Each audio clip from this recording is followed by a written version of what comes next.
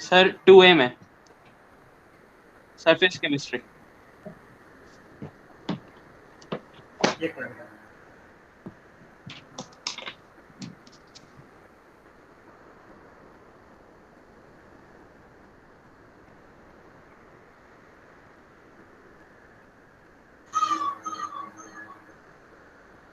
Surface chemistry.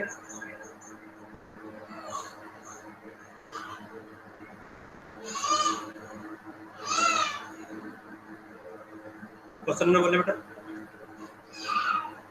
Sir 5।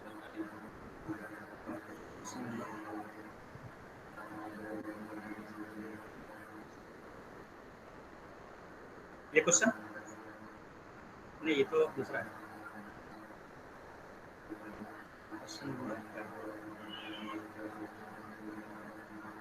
Right, ये question है बेटा। हाँ sir. Which of the okay, which type of graph gives straight line in Langmuir? Okay, Langmuir adsorption theorem नहीं पढ़ाया गया ना, फ्रेंडली हाँ एडजॉर्प्शन सर। थ्योरम पढ़ाया गया। ओके, तो इसको छोड़ दो, क्योंकि ये टॉपिक है नहीं तुम्हारे सिलेबस में। पहले था, ही हट गया है। ठीक है, ये गलती से क्वेश्चन आ गया है, तो इसको छोड़ दो, स्किप कर दो इसको। ठीक है, सर क्वेश्चन 6।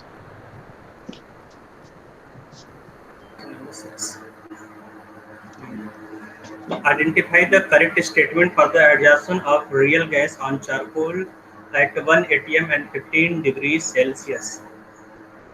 तो एडजॉर्प्शन पूछ रहा है, तो identify the correct statement for the adsorption of real gas charcoal पे एडजॉर्ब हो रहा है। तो रियल गैस क्या इजीली लिक्विफाई होता है बेटा? नहीं हो पाता है बेटा। रियल गैस जो है, रियल गैस में अट्रैक्टिव फोर्स नहीं है, तो इजीली लिक्विफाई नहीं हो पाएगा।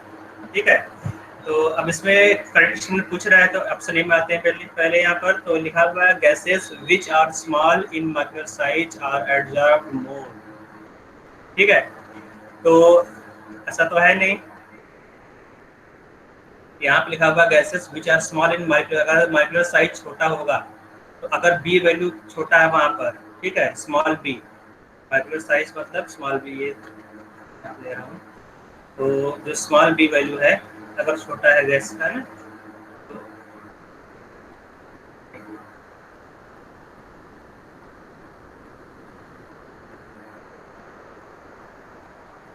तो यहाँ पर जो गैसेस बेटा, अगर गैस की बात किया जाए गैस में, तो गैस में जो ए है अट्रैक्टिव फोर्स को रिप्रेजेंट करता है, अट्रैक्टिव फोर्सेस।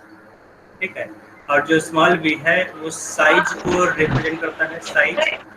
ठीक है, तो अब यहाँ पर पूछ रहा है identify the correct statement of the adsorption of real gas on charcoal at 1 atm to 50 degree Celsius. तो अब gases which are small in molecular size are adsorbed more.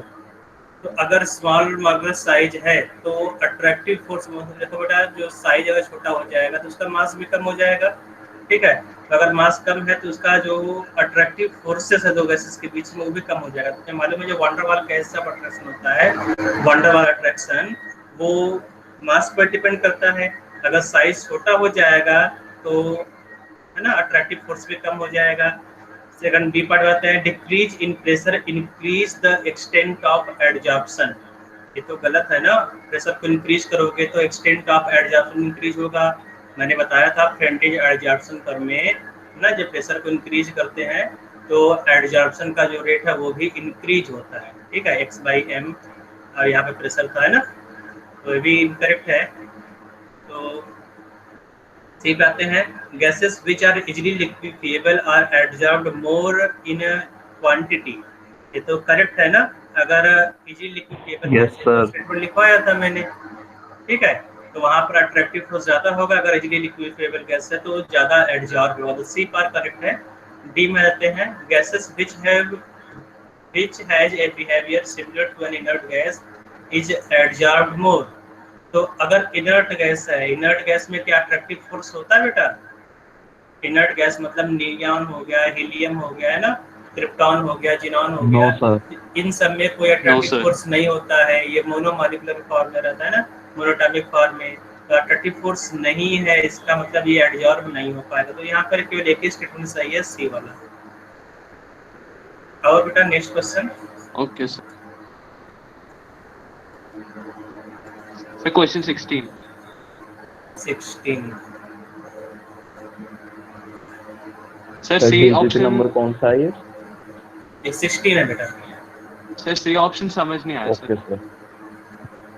तो ऑप्शन सी, तो यहाँ पर देखो क्या लिखा हुआ है, x by M is equal to K P at low pressure, है ना। देखो यहाँ पर प्रेशर कम होता है ना, मैंने 3 केस बताया था लैंग्वेज में। यहाँ पर लो प्रेशर के लिए होता है, फिर इंटरमीडिएट प्रेशर के लिए यहाँ पर का तो मैंने कर्व बनाया था, याद है ना पर, है ना। तो ये मैं दोबारा कर्व बना दे रहा हूँ यहाँ पर, कि जो फ्रेंडली एडिशन कर्व होता है इसमें 3 पार्ट होता है। पहला होता है बेटा स्ट्रेट लाइन के इस तरह से, और फिर होता है मीडियम प्रेशर के लिए, और हायर प्रेशर की इस तरह से आता है कांस्टेंट। तो अगर प्रेशर कम है तो ये स्ट्रेट लाइन होता है, और यहाँ पर जो x बाई एम है, x by M is directly proportional to the pressure होता है, ठीक है। ये मैंने कराया है, ठीक है। तो यहाँ पर है ना, तो अगर प्रोपोर्शनल बताओ तो ये कांस्टेंट आएगा, तो x by M is equal to K P. याद आ रहा है ये रिलेशन, है ना बेटा? हाँ यस सर। Yes sir. हाँ। Yes sir. तो अगर प्रेशर को बहुत ज़्यादा इंक्रीज करते हैं, हायर प्रेशर पर, देखो यहाँ पर प्रेशर बहुत ज़्यादा है तो ये कांस्टेंट रहता है, तो पी पावर 0 हो जाएगा, है ना। तो यहाँ पर जो 1 बाई एन है, एन का वैल्यू इन्फिनिटी रहता है, ठीक है बेटा। तो x बाई हाँ एम सर। इज इक्वल ठीक है to sir. K P 1 by N. तो अगर ये इन्फिनिटी हो जाएगा तो x by M is equal to K हो जाएगा, ठीक है। तो यही भी यहाँ पर लिखा हुआ सी पार्ट में, ठीक है। और कोई क्वेश्चन बेटा? इसका मतलब सब करेक्ट है ना, ए बी सी। इसका लॉग ले लिया तुमने, जो फ्रेंडली एडजस्टमेंट कर्व है इसका लॉग ले गए तो ये आ जाएगा, और ये तो पूरा इक्वेशन ही दिया गया है। और सी इसका जो है ना, मैंने अभी एक्सप्लेन कर दिया, D all of this 17 question.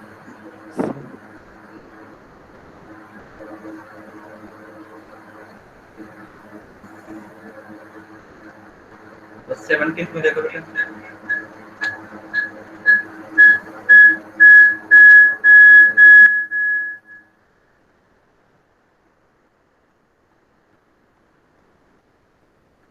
on the basis of given data below, predict which of the following gases shows least adsorption on a definite amount of charcoal। Gas दिया गया है और क्रिटिकल टेम्परेचर दिया गया है ना। तो मैंने बताया था, ठीक है, कि जो क्रिटिकल टेम्परेचर है उससे हम लोग आइडेंटिफाई कर सकते हैं कौन सा गैस इजीली लिक्विफिएबल है ना। तो जो क्रिटिकल टेम्परेचर होता है Tc इज इक्वल टू, है ना, proportional to A by B, ठीक है। Yes sir. ये मैंने बताया था। तो अब यहाँ पर जो क्रिटिकल टेम्परेचर है उसको देखोगे तो किस गैस के लिए क्रिटिकल कांस्टेंट सबसे ज्यादा टेम्परेचर SO2 गैस के लिए, है ना। तो जितना ज्यादा क्रिटिकल कांस्टेंट होता है, क्रिटिकल टेम्परेचर होगा, उतना ही गैस इजीली लिक्विफिएबल होगा, है ना। Higher the Tc value, higher will be force of attraction and Tg will be liquefaction for the gases, है ना। तो अब जो गैस SO2 है उसको तुम इजीली लिक्विफाई कर सकते हो, ठीक है। तो अब यहाँ पर जो H2 गैस है उसके लिए क्रिटिकल कांस्टेंट का भी सबसे कम है, इसका मतलब यहाँ पर अट्रैक्टिव फोर्स मिनिमम है, तो इसको लिक्विफाई करना बहुत ही डिफिकल्ट होगा, ठीक है। इसका मतलब इसका एडजॉर्प्शन भी बहुत कम होगा, ठीक बेटा। तो जिस गैस का Tc वैल्यू कम होगा उसका एडजॉर्प्शन भी कम होगा, जिसका Tc वैल्यू ज्यादा होगा उसका एडजॉर्प्शन भी ज्यादा होगा, ठीक बेटा। या 2 पॉइंट है, Tc ज्यादा है तो एडजॉर्प्शन भी ज्यादा होगा। जो एडजॉर्प्शन है, एडजॉर्प्शन और Tc में, है ना, सेम रिलेशन होता है। Okay sir. सर एक बार 20 और बता दो।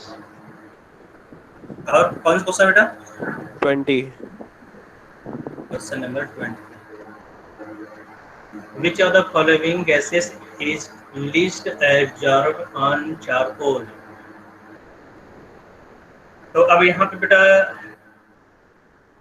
जो HCl है ना, तो अगर तुम देखोगे जो HCl बेटा, HCl क्या है, एक आयनिक गैस है, H प्लस Cl माइनस होगा। इसका मतलब यहाँ पर जो पोलरिटी HCl का बहुत ज्यादा है, अगर डाइपोल मोमेंट ज्यादा है इसका मतलब ये गैस इजीली लिक्विफाई होगा, क्योंकि गैसेस के बीच में जो अट्रैक्टिव फोर्स है वो बहुत ज्यादा है।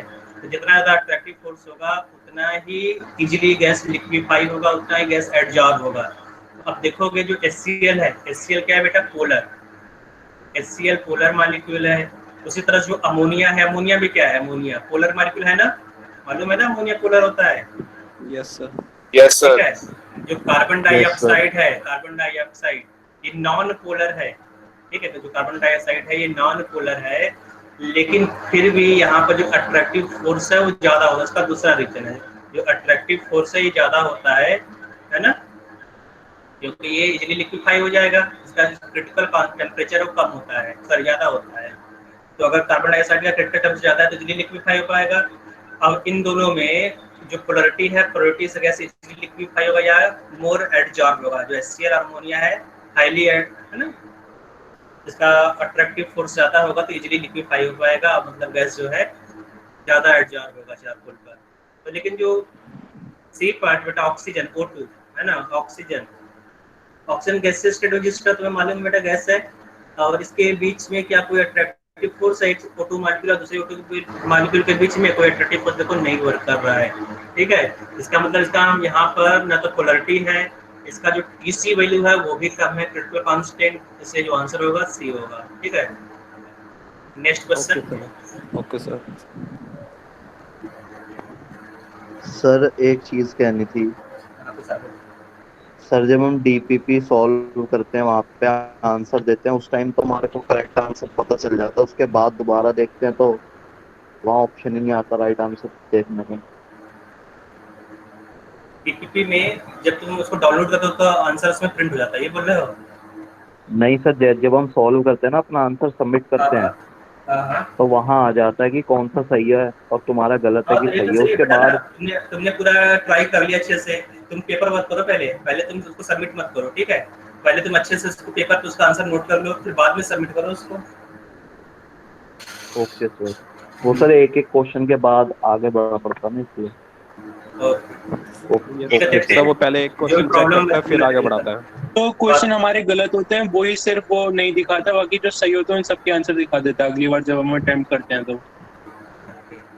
हाँ वो सही है तो वो तो फिर आ ही जाते हैं। नेक्स्ट क्वेश्चन बेटा, और कोई क्वेश्चन है?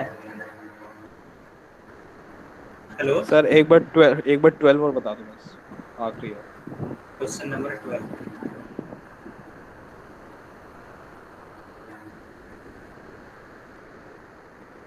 which of the following graph would yield a straight line? तो अब तुम्हें मालूम ये सब है कि मेरा जो भी डाउट है। लैंगूर एडजॉर्प्शन कर्व था, लैंगूर एडजॉर्प्शन कर्व है ना, याद है तुम लोगों को? तो वहाँ पर मैंने बताया था इसके बारे में कि जो लैंगूर एडजॉर्प्शन कर्व है, डी आएगा सर इसका। आंसर दिया हुआ है, आंसर में बताओ, आंसर यहाँ नीचे ग्रीन में दिया हुआ है ना, लिखा हुआ आंसर डी। ओके, तो यहाँ देखो बेटा, जो लैंगूर एडजॉर्प्शन कर्व है x/m इज इक्वल, सर फ्रोडलिंस होगा ना? हाँ फ्रेंडलीज एवरेशन कर्व, हाँ। तो x/m is equal to k power 1/n, ये होता है रिलेशन, है ना। तो अब यहाँ पर तुमने लॉग लिया था, मैंने बताया था x/m, याद आ रहा तुम लोगों को? लॉग x/m, तो अगर लॉग लेते हो क्या बनेगा? Log k plus 1/n log p, है ना। तो ये जो रिलेशन मिल रहा है y is equal to mx plus c type का बन रहा है बेटा, है ना। तो यहाँ पर जो वेरिएबल है क्या है? log p है। स्लोप क्या है बेटा? 1/n है। कांस्टेंट यहाँ पर log c है, और जो y एक्सिस है, y एक्सिस पर क्या होगा? x/m। तो log x/m versus log p, ये स्ट्रेट लाइन आएगा। ठीक है, तो अगर तुम log x/m वर्सेस p करोगे तो p देखो नहीं है यहाँ पर, log p जब करोगे log p तब जाकर स्ट्रेट लाइन आएगा। ठीक है, तो log x/m versus log p will be straight line. Next sir question, दोबारा बताना, दोबारा ग्राफ वाला पोर्शन, ये तो सॉल्व हो गया, इसके आगे ये सॉल्व हो गया। मैंने यहाँ पर इसका डायग्राम बनवाया था बेटा क्लास में, याद नहीं है तुम लोगों को, है ना। तो यहाँ पर था सर बनवाया था। हाँ, log x/m और ये था log p। तो log x/m और log p में जो रिलेशन होगा वो स्ट्रेट लाइन आएगा। ठीक है, तो यहाँ पर ऑप्शन क्या होगा? क्वालिटी वाला ही तो है बेटा, है ना। ओके नोट सर, देखना आगे ना, नोट ओपन करो, मिल जाएगा। यस सर, यस आगे। Next question. सर कल वाले टेस्ट में आएगा ये सरफेस केमिस्ट्री? नहीं, सोल्यूशन केवल आएगा, ओके सर। केवल लिक्विड सोल्यूशन कल आएगा। कल कितने बजे टेस्ट है तुम लोगों का? सर अभी बताया नहीं कुछ। सर मैंने मैसेज करा था केविन वालों को, उन्होंने कहा कि डेट फिक्स नहीं है अभी टेस्ट की। ओके, हाँ ठीक। 15 क्वेश्चन केमिस्ट्री कराएगा, 15। और जब टाइम होगा तो मालूम चल जाएगा कब होगा, कितने बजे होगा, ठीक है। सर ये लास्ट डीपीपी जो दी थी वो है? हाँ, सरफेस केमिस्ट्री का। सर इसका सर 19 भी डाउट है, 19।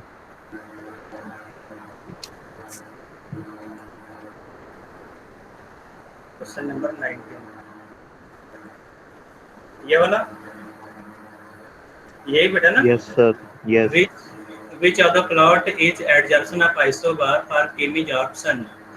तो chemijabsorption में क्या होता है? अगर chemijabsorption हो रहा है तो पहले टेम्परेचर बढ़ाओगे तो रेट इंक्रीज होगा, रेट ऑफ adsorption इंक्रीज होगा, फिर उसके बाद डिक्रीज जाएगा सर तो बी बी आना चाहिए। तो आंसर क्या दिया है? सब बी होगा। बी तो है, बी तो है। देखो आंसर भी दिया गया है यहाँ पर। अच्छा सर सर, ठीक है सर, ठीक। नेक्स्ट क्वेश्चन सर पूछो। Sir can you give us your number? Okay, right on. 8587 8587 sir एक minute. 02 02 53 53 06। Thank you sir. Sir repeat करना एक बार। ये मैंने लिख दिया है बेटा, 8587 0253 06। Okay sir. और कोई डाउट है बेटा तुम लोगों को? सर अभी तो नहीं है। No sir. तो जो डीबीपी मेरे का को डाउट था नहीं है। मैंने क्लियर कर दिया है, तो अब नेक्स्ट रिव्यू जब मिलेगा तो उसका डाउट मैं क्लियर करूंगा। बाकी जो डीबीपी का डाउट है तुम लोग आपस में डिस्कस कर लेना, ठीक है। और अगर समझ में नहीं आया तो मुझसे पूछ लेना, ठीक बेटा? Okay sir. ओके, तो चलते हैं नेक्स्ट टॉपिक पर बेटा। तो सर एक बार एंजाइम्स वापस मतलब समझा दीजिए सर, वो पिछली क्लास में समझ नहीं आता। Enzyme, yes sir.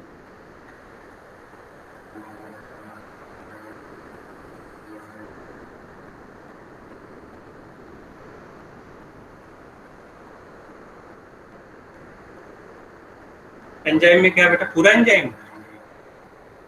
यस ये सर, वाला? समझा दीजिए सर। Yes sir. ओके, तो एंजाइम क्या होता है? बायो कैटलिस्ट को ये भी एंजाइम भी एक टाइप का कैटलिस्ट है, ठीक है, याद रखो। एंजाइम मतलब कैटलिस्ट है, ठीक है। और ये बायो कैटलिस्ट है, मतलब बायोलॉजिकल फंक्शन को एक्टिवेट करता है, ठीक बेटा। तो ये होता है तुम्हारा एंजाइम। एंजाइम का मतलब समझ में आ गया होगा, एक टाइप का कैटलिस्ट है जो बायोलॉजिकल फंक्शन को इंक्रीज एक्टिवेट कर देता है, ठीक है। जितने भी हमारे बॉडी में जो रिएक्शन होते हैं उसको कैटलाइज करता है, ठीक बेटा। तो अब ये कैटलाइज कैसे करता है, इसके लिए अलग अलग रोल है यहाँ पर। तो यहाँ पर जो मैकेनिज्म लिखा हुआ है देखो, यहाँ पर है मैकेनिज्म ऑफ एंजाइम कैटालिसिस। तो जो एंजाइम है पहले सबस्ट्रेट से बॉन्ड बनाता है। देखो जो एंजाइम, देखो ई लिखा हुआ एंजाइम, ये एक की टाइप का है, की दिख रहा है यहाँ पर, है ना, लॉक का की है, और ये तुम्हारा लॉक है। तो एंजाइम और सबस्ट्रेट दोनों बाइंड हो जाते हैं, ठीक है। तो ये जो एंजाइम है, एंजाइम सबस्ट्रेट दोनों मिल जाएंगे और ये क्या बना लेगा बेटा? ये एंजाइम सबस्ट्रेट कॉम्प्लेक्स बना लेगा। ES देखो यहाँ लिखा हुआ है, ES मतलब क्या हुआ? एंजाइम सबस्ट्रेट कॉम्प्लेक्स, ठीक है। तो अब जब एंजाइम सबस्ट्रेट से कंबाइन हो गया तो एंजाइम क्या करेगा? इस सबस्ट्रेट को एक्टिवेट कर दिया, ठीक है। जब सबस्ट्रेट एक्टिवेट हो जाएगा तो सबस्ट्रेट क्या होगा? प्रोडक्ट में कन्वर्ट हो जाएगा। देखो जो सबस्ट्रेट था यहाँ पर S लिखा हुआ था, अब यहाँ पर जो प्रोडक्ट साइड में है, अब ये प्रोडक्ट में कन्वर्ट हो गया है, ठीक है। और जो एंजाइम है एज सच सेपरेट हो गया है, ठीक बेटा। तो एंजाइम इस तरह से वर्क करता है। पहले एंजाइम क्या हुआ? एंजाइम बाइंड करेगा सबस्ट्रेट से, बाइंड मतलब उससे कंबाइन हो जाएगा, ठीक है। कंबाइन होने के बाद ये एंजाइम सबस्ट्रेट कॉम्प्लेक्स बना लेगा। जैसे एंजाइम सबस्ट्रेट कॉम्प्लेक्स बनेगा बेटा, तो सबस्ट्रेट यहाँ पर एक्टिवेट होने के बाद प्रोडक्ट में कन्वर्ट हो जाएगा, ठीक है। और जो एंजाइम है, एंजाइम का है ना जो शेप देखो उसी तरह से है, लेकिन जो सबस्ट्रेट है सबस्ट्रेट का जो शेप है वो चेंज हो गया, प्रोडक्ट में कन्वर्ट हो गया है। तो अब क्या ये प्रोडक्ट वापस एंजाइम से कंबाइन कर पाएगा? नहीं, क्योंकि यहाँ पर जो होल है देखो यहाँ पर है ही नहीं। जो सबस्ट्रेट है, सबस्ट्रेट का देखो जो एक्टिव साइट है, जो होल है ना, यहाँ पे देखो इस तरह से उसमें ये की फिट हो जाएगा, ठीक है, कंप्लीटली फिट हो पाएगा। तो इसका मतलब जो एंजाइम है, एक एंजाइम के लिए एक ही सबस्ट्रेट होता है, ठीक है। तो जो एंजाइम है सबस्ट्रेट से कंप्लीटली बाइंड हो जाता है, इसका मतलब एंजाइम स्पेसिफिक होता है, रिएक्शन स्पेसिफिक होगा। अगर तुम रिएक्शन को चेंज कर दोगे, मतलब जब सबस्ट्रेट है सबस्ट्रेट को चेंज कर देते हो तो एंजाइम भी दूसरा चाहिए। जैसे मान लो माल्टोस है, ठीक है, माल्टोस को हाइड्रोलाइज करना है तो माल्टेज ही उसको हाइड्रोलाइज माल्टेज। कर पाएगा, ठीक है, कोई दूसरा एंजाइम इसको हाइड्रोलाइज नहीं कर पाएगा। उसी तरह से सुक्रोज, सुक्रोज को कौन हाइड्रोलाइज कर पाएगा बेटा? सुक्रोज को एडिपेज। केवल इन्वर्टेज, केवल और केवल इन्वर्टेज हाइड्रोलाइज कर पाएगा। तो ये जो लिस्ट है मैंने बताया था, ये एनसीईआरटी में दिया गया है, किस, है ना, और जो तुम्हारा नोटबुक है यहाँ पे जो प्रोवाइड किया गया है केल्विन से, उसमें भी लिखा हुआ है। तो लिस्ट को याद नहीं करना है एंजाइम का ना, उसको याद करने की कोई जरूरत नहीं, पूछता नहीं है। बायोलॉजी के स्टूडेंट जो है उसको याद करते हैं, ठीक है। तो सर इससे रिलेटेड क्वेश्चन क्या आएगा? तो रिलेटेड क्वेश्चन मैं दूंगा तो मैं समझ में आ जाएगा। मतलब यहाँ पर कुछ स्टेटमेंट टाइप का रहेगा, इसमें न्यूमेरिकल नहीं आएगा, ठीक है। ओके। जैसे अच्छा, चार इससे रीजनिंग टाइप? नहीं, सबसे नहीं, 4 स्टेटमेंट दे दिए यहाँ से उठाकर कि कौन सा करेक्ट है, कौन सा इनकरेक्ट है, ठीक है। Okay sir. पॉइजन है, पॉइजन किस तरह वर्क करेगा, इनहिबिटर क्या होता है, एक्टिवेटर क्या होता है। जैसे यहाँ पे देखो एंजाइम है ना, एंजाइम प्रमोटर, प्रमोटर क्या होता है बेटा? यहाँ पर जो कैटालिटिक एक्टिविटी को इंक्रीज कर दे, ठीक है। तो ये तुम्हारा जो मेटाइलिक आयन है वो एंजाइम प्रमोटर होते हैं, ठीक है। Okay sir. और किसी कोई डाउट बेटा? सर ये नीचे जो साइन यूज किया हुआ है वो एक्टिव है, ये दिखाने के लिए है? कौन सा साइन? ये यहाँ पे जो स्टेप 1 स्टेप 2 लिखा है वहाँ पे के ऊपर स्टेप 1 ये यहाँ पर जो है ना, जो एंजाइम है वो एंजाइम को तुम बना नहीं पाओगे पेपर पे, है ना। तो अगर एग्जाम में लिखना तो कैसे लिखोगे? तो एंजाइम को केवल ई लिखोगे, सबस्ट्रेट को एस लिखोगे, ठीक है। E and S gives ES. यहाँ पर देखो क्या बना हुआ है, इसको बोलते हैं, यहाँ देखो ये डैगर होता है, डैगर टाइप, डैगर मतलब छुड़ा, है ना, नॉट इक्वल टू टाइप का है ये, जिसको बोलते हैं एक्टिवेटेड कॉम्प्लेक्स। जो एक्टिवेटेड कॉम्प्लेक्स होता है, यहाँ देखो एंजाइम सबस्ट्रेट कॉम्प्लेक्स, उसको इस डैगर से रिप्रेजेंट किया जाता है, ठीक है। तो जो एक्टिवेटेड कॉम्प्लेक्स है, जो इंटरमीडिएट है, यही इंटरमीडिएट प्रोडक्ट बनाएगा। तो बस इसको समझो, जो एक्टिवेटेड कॉम्प्लेक्स तुम्हारा इंटरमीडिएट है, इंटरमीडिएट प्रोडक्ट में कन्वर्ट हो जा रहा है और एंजाइम वापस यहाँ पर रीजनरेट हो गया, ठीक बेटा। तो ये 2 स्टेप का एंजाइम मैकेनिज्म होता है। फर्स्ट स्टेप में एक्टिवेटेड कॉम्प्लेक्स फॉर्म होता है और सेकंड स्टेप में एक्टिवेटेड कॉम्प्लेक्स से प्रोडक्ट बन जाता है, ठीक है, decomposition of activated complex to the product, ठीक है। तो एग्जाम में तुम्हें केवल स्टेप 1 और स्टेप 2 ये लिखना, अगर पूछे एंजाइम मैकेनिज्म लिखने के लिए तो बस स्टेप 1 और स्टेप 2 को लिख दोगे, ठीक है। ओके। और कोई डाउट है किसी को?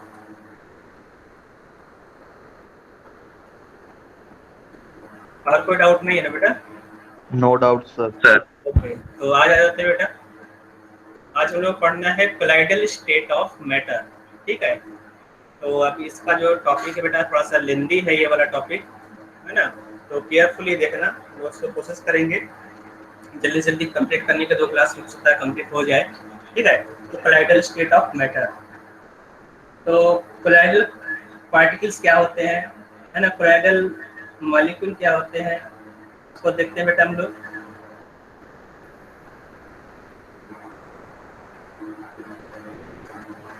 तो यहाँ देखो बेटा, ओके, तो यहाँ पर है substance whose solution can pass through filter paper but not through animal membrane or called colloids। तो जो कोलाइड्स बेटा, कोलाइड्स एक टाइप का सोल्यूशन, मैंने पहले बताया था, है ना, कि सोल्यूशन क्या होता है, एक टाइप का मिक्सचर होता है, ठीक है, मिक्सचर। तो जो मिक्सचर है, मिक्सचर भी अलग अलग टाइप का होता है depending on the particle size, ठीक है। तो अगर सल्यूट का साइज बहुत बड़ा है, जैसे सैंड कोर्स है ना, उसका साइज बहुत छोटा है ना, तो सैंड पार्टिकल है, सैंड को तुमने वाटर में डाल दिया है, ठीक है। तो अगर सैंड वाटर में मिल गया है बेटा, तो क्या उसका सॉल्यूशन बनेगा? नहीं बनेगा, वो सेटल डाउन हो जाएगा, ठीक है। तो अगर वो सेटल डाउन हो जा रहा है तो उसको क्या बोलेंगे? सस्पेंशन, जैसे तुमने क्या किया, एक बीकर लिया बेटा और बीकर में वाटर डाल दिया, वाटर में के बाद यहाँ पर सैंड डाल दिया, तो सैंड क्या हुआ, डिजॉल्व नहीं होगा, यहाँ पर नीचे सेटल डाउन हो जाएगा। तो ये तुम्हारा हो गया सस्पेंशन, ये मैंने लिख दिया नीचे सस्पेंशन, दिख रहा है बेटा यहाँ पर सस्पेंशन, ठीक है। और अगर सल्यूट पार्टिकल का साइज बहुत छोटा है, स्मॉल साइज है, ठीक है, तो अगर स्मॉल पार्टिकल है, सल्यूट स्मॉल पार्टिकल है, तो क्या बनेगा बेटा, ट्रू सोल्यूशन। तो ये है ट्रू सोल्यूशन। ट्रू सोल्यूशन क्या होता है, होमोजेनियस मिक्सचर ऑफ सल्यूट, ठीक है। तो अगर पार्टिकल का साइज बहुत बड़ा है, ठीक है, तो क्या बनेगा, सस्पेंशन बनेगा। अगर पार्टिकल का साइज बहुत छोटा है ना, तो यहाँ पर ट्रू सोल्यूशन बनेगा, ट्रू सोल्यूशन। और अगर पार्टिकल का साइज इन दोनों के बीच में है, मतलब न तो सस्पेंशन है न तो ट्रू सोल्यूशन, उन दोनों के बीच में अगर पार्टिकल साइज है तो उसको बोलेंगे कोलाइडल सोल्यूशन और कोलाइड्स, ठीक है। तो ये होता है कोलाइड्स और कोलाइडल सोल्यूशन, कोलाइडल सोल्यूशन। इसका मतलब जो कोलाइड्स है, कोलाइड्स एक टाइप का सोल्यूशन है, ठीक है। तो इसमें जो सल्यूट होता है और जो सॉल्वेंट है उसका अलग अलग नेमिंग किया गया है। याद है तुम लोगों को एडजॉर्प्शन में मैंने बताया था, वहाँ पर डिफरेंट नेमिंग का यूज किया गया था, है ना। तो वहाँ पर एडजॉर्ब और एडजॉर्बेट का यूज किया गया था, है ना। Adsorb yes sir. और एडजॉर्बेंट क्या होता है, एडजॉर्बेंट क्या होता है मैंने बताया था। उसी तरह से यहाँ पर भी जो टर्म्स है सल्यूट और सॉल्वेंट के लिए वो अलग अलग है। तो यहाँ पे हम लोग लिख लेंगे बेटा, पहले हेडिंग डालोगे कोलाइडल स्टेट ऑफ मैटर, ठीक है। तो अब यहाँ पर लिखोगे substance whose solution can pass through filter paper but not through animal membrane और called colloids. Mixture of substance with water which can neither pass through filter paper nor through animal membrane are called suspension। लिख लिया sir, ये membrane वाली बात कैसे है? Sir अभी नहीं लिखा।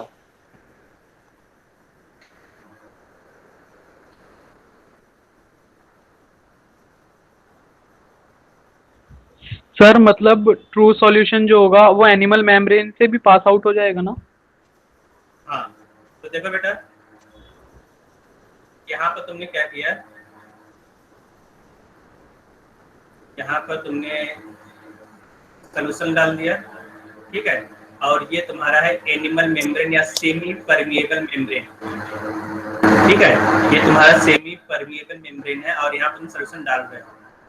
तो अगर पार्टिकल साइज बहुत बड़ा है, वो इस तरह से है, तो क्या इस मेम्ब्रेन को क्रॉस करके साइड आ पाएगा? नहीं आ पाएगा ना। तुम सोचो बेटा, सर एनिमल मेम्ब्रेन मतलब क्या? हमारी बॉडी से? हाँ, semi permeable membrane, animal membrane मतलब सेमी परमिएबल मेम्ब्रेन, ठीक है। फिल्टर पेपर टाइप का होता है वो, है ना। ओके। हाँ, तो ये एनिमल मेम्ब्रेन है और यहाँ पर तुमने कोर्स पार्टिकल डाल दिया है सॉल्यूशन में, है ना। तो ये जो कोर्स पार्टिकल है इस फिल्टर पेपर के इस साइड नहीं आ पाएगा। जो एनिमल मेम्ब्रेन है या सेमी परमिएबल मेम्ब्रेन, उसको क्रॉस करके साइड नहीं आ पाएगा। तो अगर इस साइड नहीं आ पा रहा है, इसका मतलब ये सस्पेंशन या कोलाइड्स होगा, ठीक है। और अगर पार्टिकल साइज बहुत छोटा है, देखो इस तरह से छोटा सा पार्टिकल साइज है, तो क्या होगा बेटा, ये पार्टिकल क्या होगा, इस साइड क्रॉस करके साइड आ जाएगा, इससे K+Cl में इस तरह से आ सकता है कि नहीं, है ना।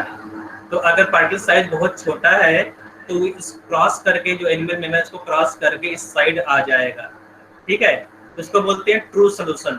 जो ट्रू सोल्यूशन है वो एनिमल मेम्ब्रेन को क्रॉस करके, है ना, आ जाएगा, फिल्टर पेपर को या एनिमल मेम्ब्रेन को क्रॉस कर देगा। लेकिन जो कोलाइडल सोल्यूशन है, कोलाइडल सोल्यूशन एनिमल मेम्ब्रेन को, है ना, क्रॉस नहीं कर पाता है, ठीक है, उसको पास नहीं कर पाएगा। तो substance with water which cannot pass through filter paper nor through animal membrane are called suspension।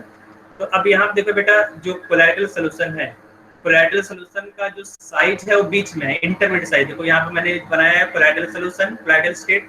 तो जो सस्पेंशन है, सस्पेंशन का साइज बहुत बड़ा होगा, कोलाइडल पार्टिकल साइज छोटा होगा, और जो ट्रू सोल्यूशन उसका साइज और छोटा होगा, ठीक है। तो अगर यहाँ पर तुमने एक फिल्टर पेपर लगा दिया, ठीक है, तो जिसका साइज छोटा हो उस क्रॉस निकल जाएगा यहाँ पर। अब देखो जो कोलाइडल सोल्यूशन उसका भी साइज है सस्पेंशन से छोटा है, तो कोलाइडल पार्टिकल भी यहाँ से निकल सकता है ना।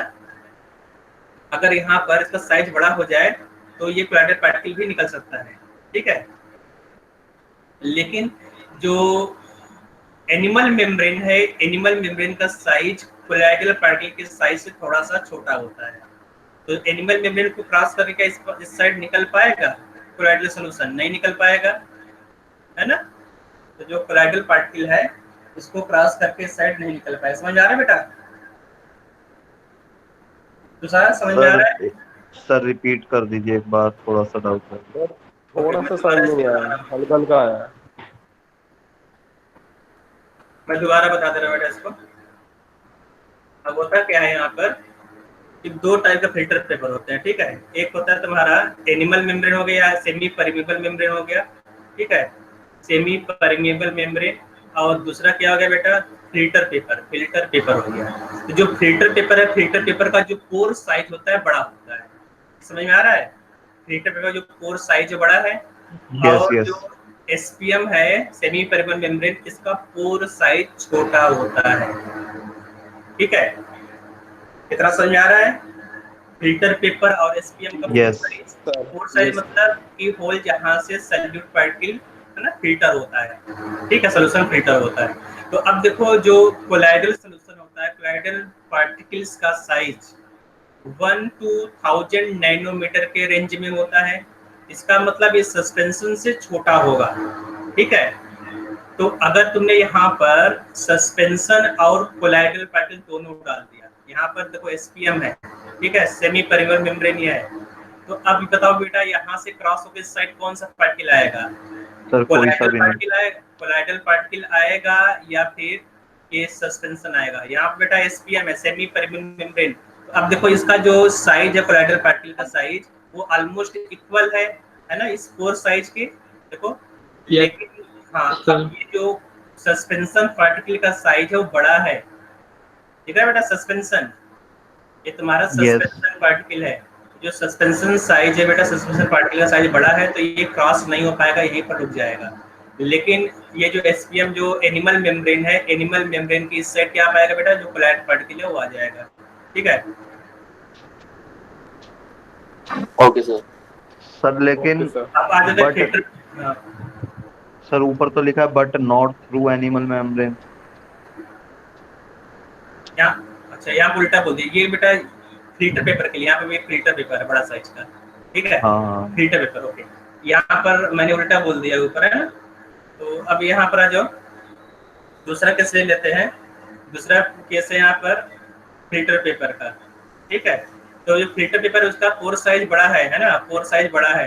तो अगर पोर साइज बड़ा है तो यहाँ पर जो पार्टिकल, जो छोटे पार्टिकल निकल जाएंगे, जो बड़े पार्टिकल रह जाएंगे। समझ आ रहा बेटा? ये पोर साइज का पूरा यहाँ पर खेल है, ठीक है। तो जो एनिमल मेम्ब्रेन है उसका पोर साइज छोटा होगा, और जो फिल्टर पेपर उसका पोर साइज बड़ा है, ठीक है। जो एनिमल मेम्ब्रेन का एग्जांपल क्या होगा? एनिमल मेम्ब्रेन बेटा सेमी परमेबल मेम्ब्रेन, समझ रहे हो? जैसे तुमने प्याज काटा होगा ना, प्याज के ऊपर एक लेयर होता है, उसको फाड़ो, है ना, क्या होता है? हाँ, एनिमल मेम्ब्रेन होता है। या फिर जो किशमिश होता है या फिर अंगूर का जो छिलका होता है वो क्या है? सेमी परमेबल मेम्ब्रेन है, ठीक है। Okay sir. Okay sir. तो इतना समझ आ रहा बेटा कोलाइड क्या होता है ना सर? कोलाइड बनता कैसे? ऐसा कोई मेम्ब्रेन लिया हमने अननोन जिसमें से तीनों पास कर गए, फिर तो ऐसा तो मेम्ब्रेन तो होगा, तब उसको सेमी परमेबल मेम्ब्रेन नहीं बोलेंगे ना। सेमी परमेबल मतलब सेमी पार्टिकल्स को ही वो अलाउ करे, तो उसका मतलब वो सेमी परमेबल मेम्ब्रेन नहीं है, ठीक है। तो दूसरा होगा सर। हाँ बोलो सर मतलब अगर हमें कोलॉइड और सस्पेंशन को अलग अलग करना है तो फिल्टर पेपर लगा दें, अपने आप हो जाएगा? हाँ, फिल्टर पेपर अगर लगा दोगे तो जो सस्पेंशन ऊपर रह जाएगा, जो कोलाइडल सॉल्यूशन अब नीचे आ जाएगा।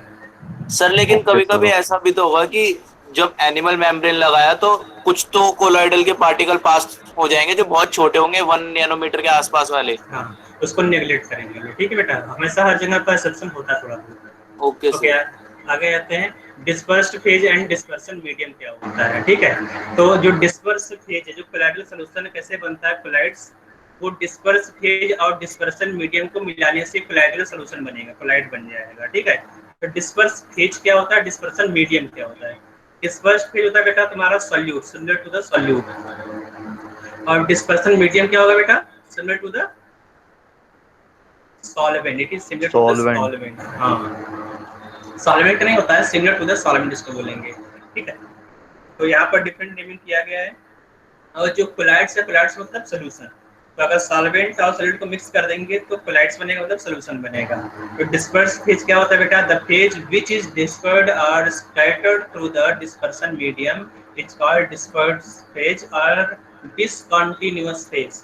मतलब तुमने यहाँ पर डिस्पर्सन मीडियम लिया, ठीक है, ये तुम्हारा डिस्पर्सन मीडियम है, और यहाँ पर तुमने कुछ पार्टिकल्स को ऐड कर दिया, ठीक है। तो ये जो पार्टिकल होगा बेटा तुमने जो डाला है वो क्या होगा? सॉल्यूट होगा। तो इसी जो पार्टिकल है, इस पार्टिकल को क्या बोलोगे? इस पार्टिकल को तुम बोलोगे डिस्पर्स्ड फेज, ठीक है, ये डिस्पर्स फेज है। और जो सॉल्यूशन बना है बेटा, सॉल्यूशन क्या बोलोगे? कोलाइड्स, ठीक है। और जो सॉल्वेंट है, सॉल्वेंट क्या बोलोगे बेटा? यहाँ पर सॉल्वेंट को dispersion medium. The phase in which the scattering is done is called the dispersion medium or continuous phase।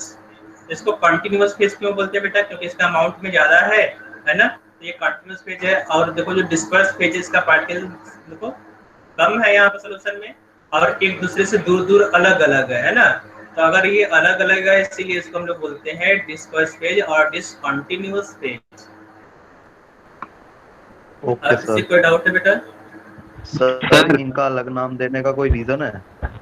हाँ, इसको सेपरेट, हाँ, अलग नाम देने का रीजन, क्योंकि जो सॉल्यूट होता है ट्रू सॉल्यूशन में, उसका पार्टिकल साइज छोटा होता है। मतलब जितने भी सॉल्यूट है, हर एक सॉल्यूट को हम लोग डिस्पर्स फेज नहीं बोल सकते, है ना। अगर तुम सॉल्यूट डालो, सॉल्यूट मतलब ये कंप्लीटली डिसॉल्व होकर ट्रू सॉल्यूशन ही बनाएगा, इसलिए यहाँ पर इसका डिफरेंट नेमिंग किया गया है। सर इसका कोई एग्जांपल है डेली लाइफ में? सर डिस्पर्स्ड फेज सिर्फ ट्रू सॉल्यूशन के लिए होता है? डिस्पर्स फेज नहीं। हाँ, डिस्पर्स फेज ट्रू सॉल्यूशन के लिए नहीं होगा बेटा। यहाँ पर जो दोनों मैंने डेफिनेशन लिखा है, ये दोनों डेफिनेशन केवल कोलाइड्स के लिए वैलिड है, ठीक है। Okay, sir. अब केवल कोलाइड्स है, मतलब कोलाइड्स के लिए सब वैलिड होगा। हाँ बेटा, जो डेली लाइफ का एग्जांपल तुम्हारा ब्लड, जो ब्लड है, ह्यूमन ब्लड, क्या होता है बेटा? वो एक कोलाइड होता है, ठीक है। कोलॉइड। और जो बादल होता है सर ना, नोट हाँ। करना है वो? हाँ बेटा, सब नोट करना है sir. Sir please wait. Sir मतलब इन्हें सबसेट कह सकते हैं सॉल्यूट और सॉल्वेंट के? नहीं बेटा, मैं ध्यान नहीं लगाऊंगा।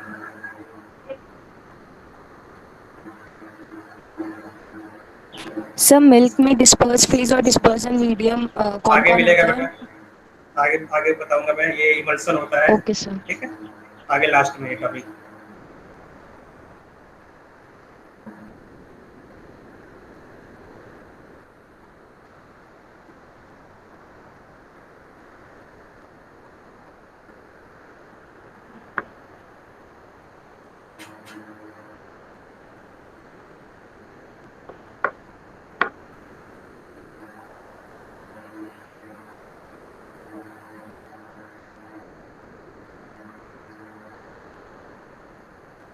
हो गया बेटा? नो सर, कर रहे हैं।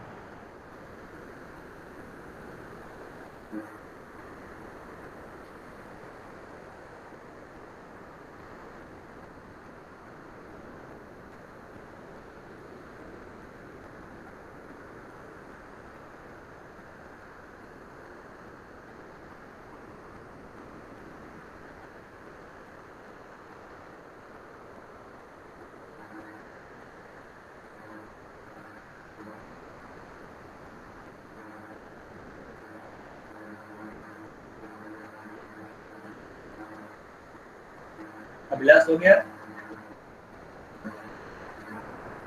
हो गया एक सर, मिनट मेरा हो हो रहा। ओके। सर 1 मिनट है।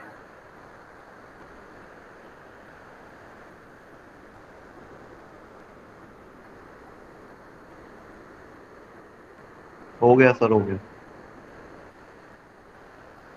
Done sir. ओके, आगे हम लोग पढ़ने बेटा classification and example of colloidal system, ठीक है। जो कोलाइडल सिस्टम है, मतलब जो कोलाइड्स है उसको अलग अलग, है ना, कैटेगरी में कैटेगराइज किया गया है। तो यहाँ पर 3 बेसिस है इसको कैटेगराइज करने का। जो फर्स्ट कैटेगरी है, it is based on physical state of disperse phase and dispersion medium. ठीक है, जो सेकंड क्लासिफिकेशन है बेटा on the interaction of affinity of phase, और third classification depending on the size of molecule.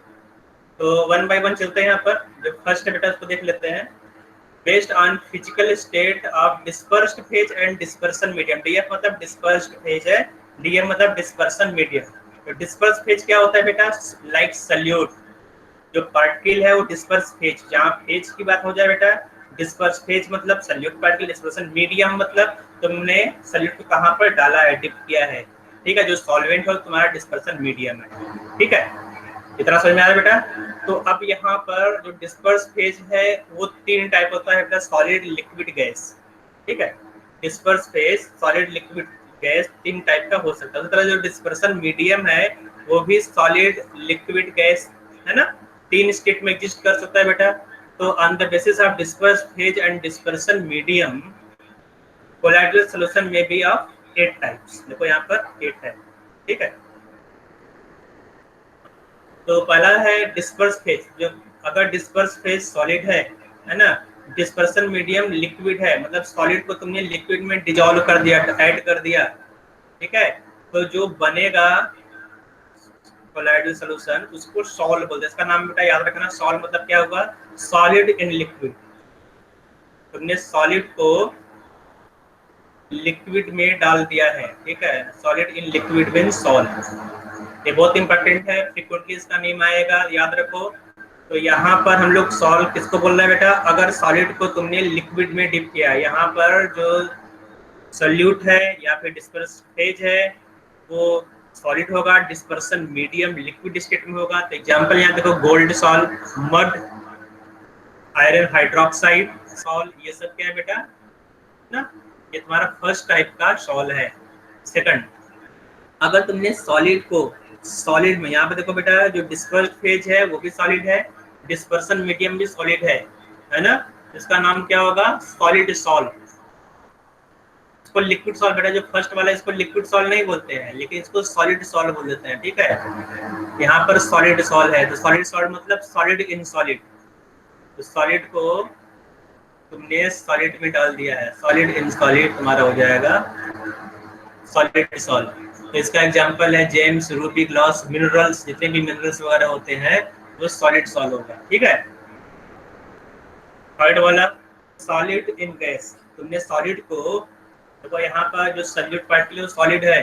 ठीक है, और जो सॉल्वेंट है वो गैस है, मतलब गैस ज्यादा अमाउंट में रहेगा, ढेर सारा गैस रहेगा और थोड़ा सा सॉलिड रहेगा। सॉलिड को तुमने गैस में मिक्स कर दिया तो ये हमेशा एरोसॉल बनेगा। ठीक है, याद रखो इसका नाम एरोसॉल। एरोसॉल मतलब सॉलिड को तुमने गैस में है ना डिस्पर्स कर दिया है। तो इसका एग्जांपल है smoke, carbon in air, volcanic dust. Clear बेटा एग्जांपल? सर गोल्ड का सॉल्यूशन कैसे लिक्विड में? नहीं, बताऊंगा इसको कैसे बनाया जाता है। ठीक है, गोल्ड का फाइन पार्टिकल क्रिएट करते हैं है ना, और उसको डिजॉल्व करते हैं सॉल्यूशन में। ठीक है, ऐसे गोल्ड नहीं बनेगा, गोल्ड सॉल्व करने के लिए अलग अलग मेथड होता है, गोल्ड, प्लेटिनम और ओके सर अदर मेटल्स का।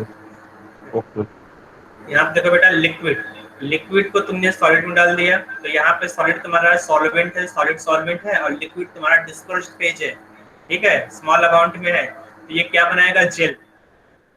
ठीक है, जेल का एग्जांपल है कर्ड, चीज, जेलीज। लिक्विड को लिक्विड में डिस्पर्स कर दिया तो इमल्सन बनेगा, तो मिल्क एक इमल्सन है। ठीक है बेटा, अभी किसी ने क्वेश्चन पूछा था, पता नहीं किसी ने पूछा था। ठीक है, यस सर। तो यहाँ पर एग्जांपल है मिल्क, वाटर इन बेंजीन। अगर तूने बेंजीन में वाटर डाल दिया है ना तो वहां पर भी इमल्सन बनेगा। क्रीम भी क्या है? एक टाइप का इमल्सन है। सर ऑयल इन वाटर भी नहीं होगा? ऑयल इन वाटर ही है, क्रीम क्या है? ऑयल इन वाटर है ना, मायोनीज वगैरह खाते हो क्या है ना, सब इमल्सन। तो आ जाओ बेटा यहाँ पर लिक्विड गैस। अगर लिक्विड को तुमने गैस पर डिस्पर्स किया तो क्या बनेगा? क्लाउड बनेगा, फॉग बनेगा, और इसको लिक्विड एरोसॉल बोलते हैं। ठीक है, ये लिक्विड एरोसॉल है। तो यहाँ पर इंपॉर्टेंट क्या है? पहला वाला इंपॉर्टेंट है, सॉलिड इसको बोलते हैं। ठीक है, और एरोसॉल क्या होता है? याद रखो बेटा एरोसॉल, ये बहुत बार पूछा है एरोसॉल का एग्जांपल। इमल्शन क्या होता है, इमल्शन के बारे में पूछा है, ठीक है। ये तीनों तो बहुत इंपॉर्टेंट, बाकी तो सब इंपॉर्टेंट, लेकिन इन तीनों को हर हाल में तुम्हें याद रखना है कि इमल्शन क्या होता है, एरोसॉल क्या होता है और सॉल क्या होता है, ठीक है। और सर? हाँ बेटा बोलो। सर सोल और सोल की फर्क है क्या? एस जो लगा लास्ट में एरोसोल्स में।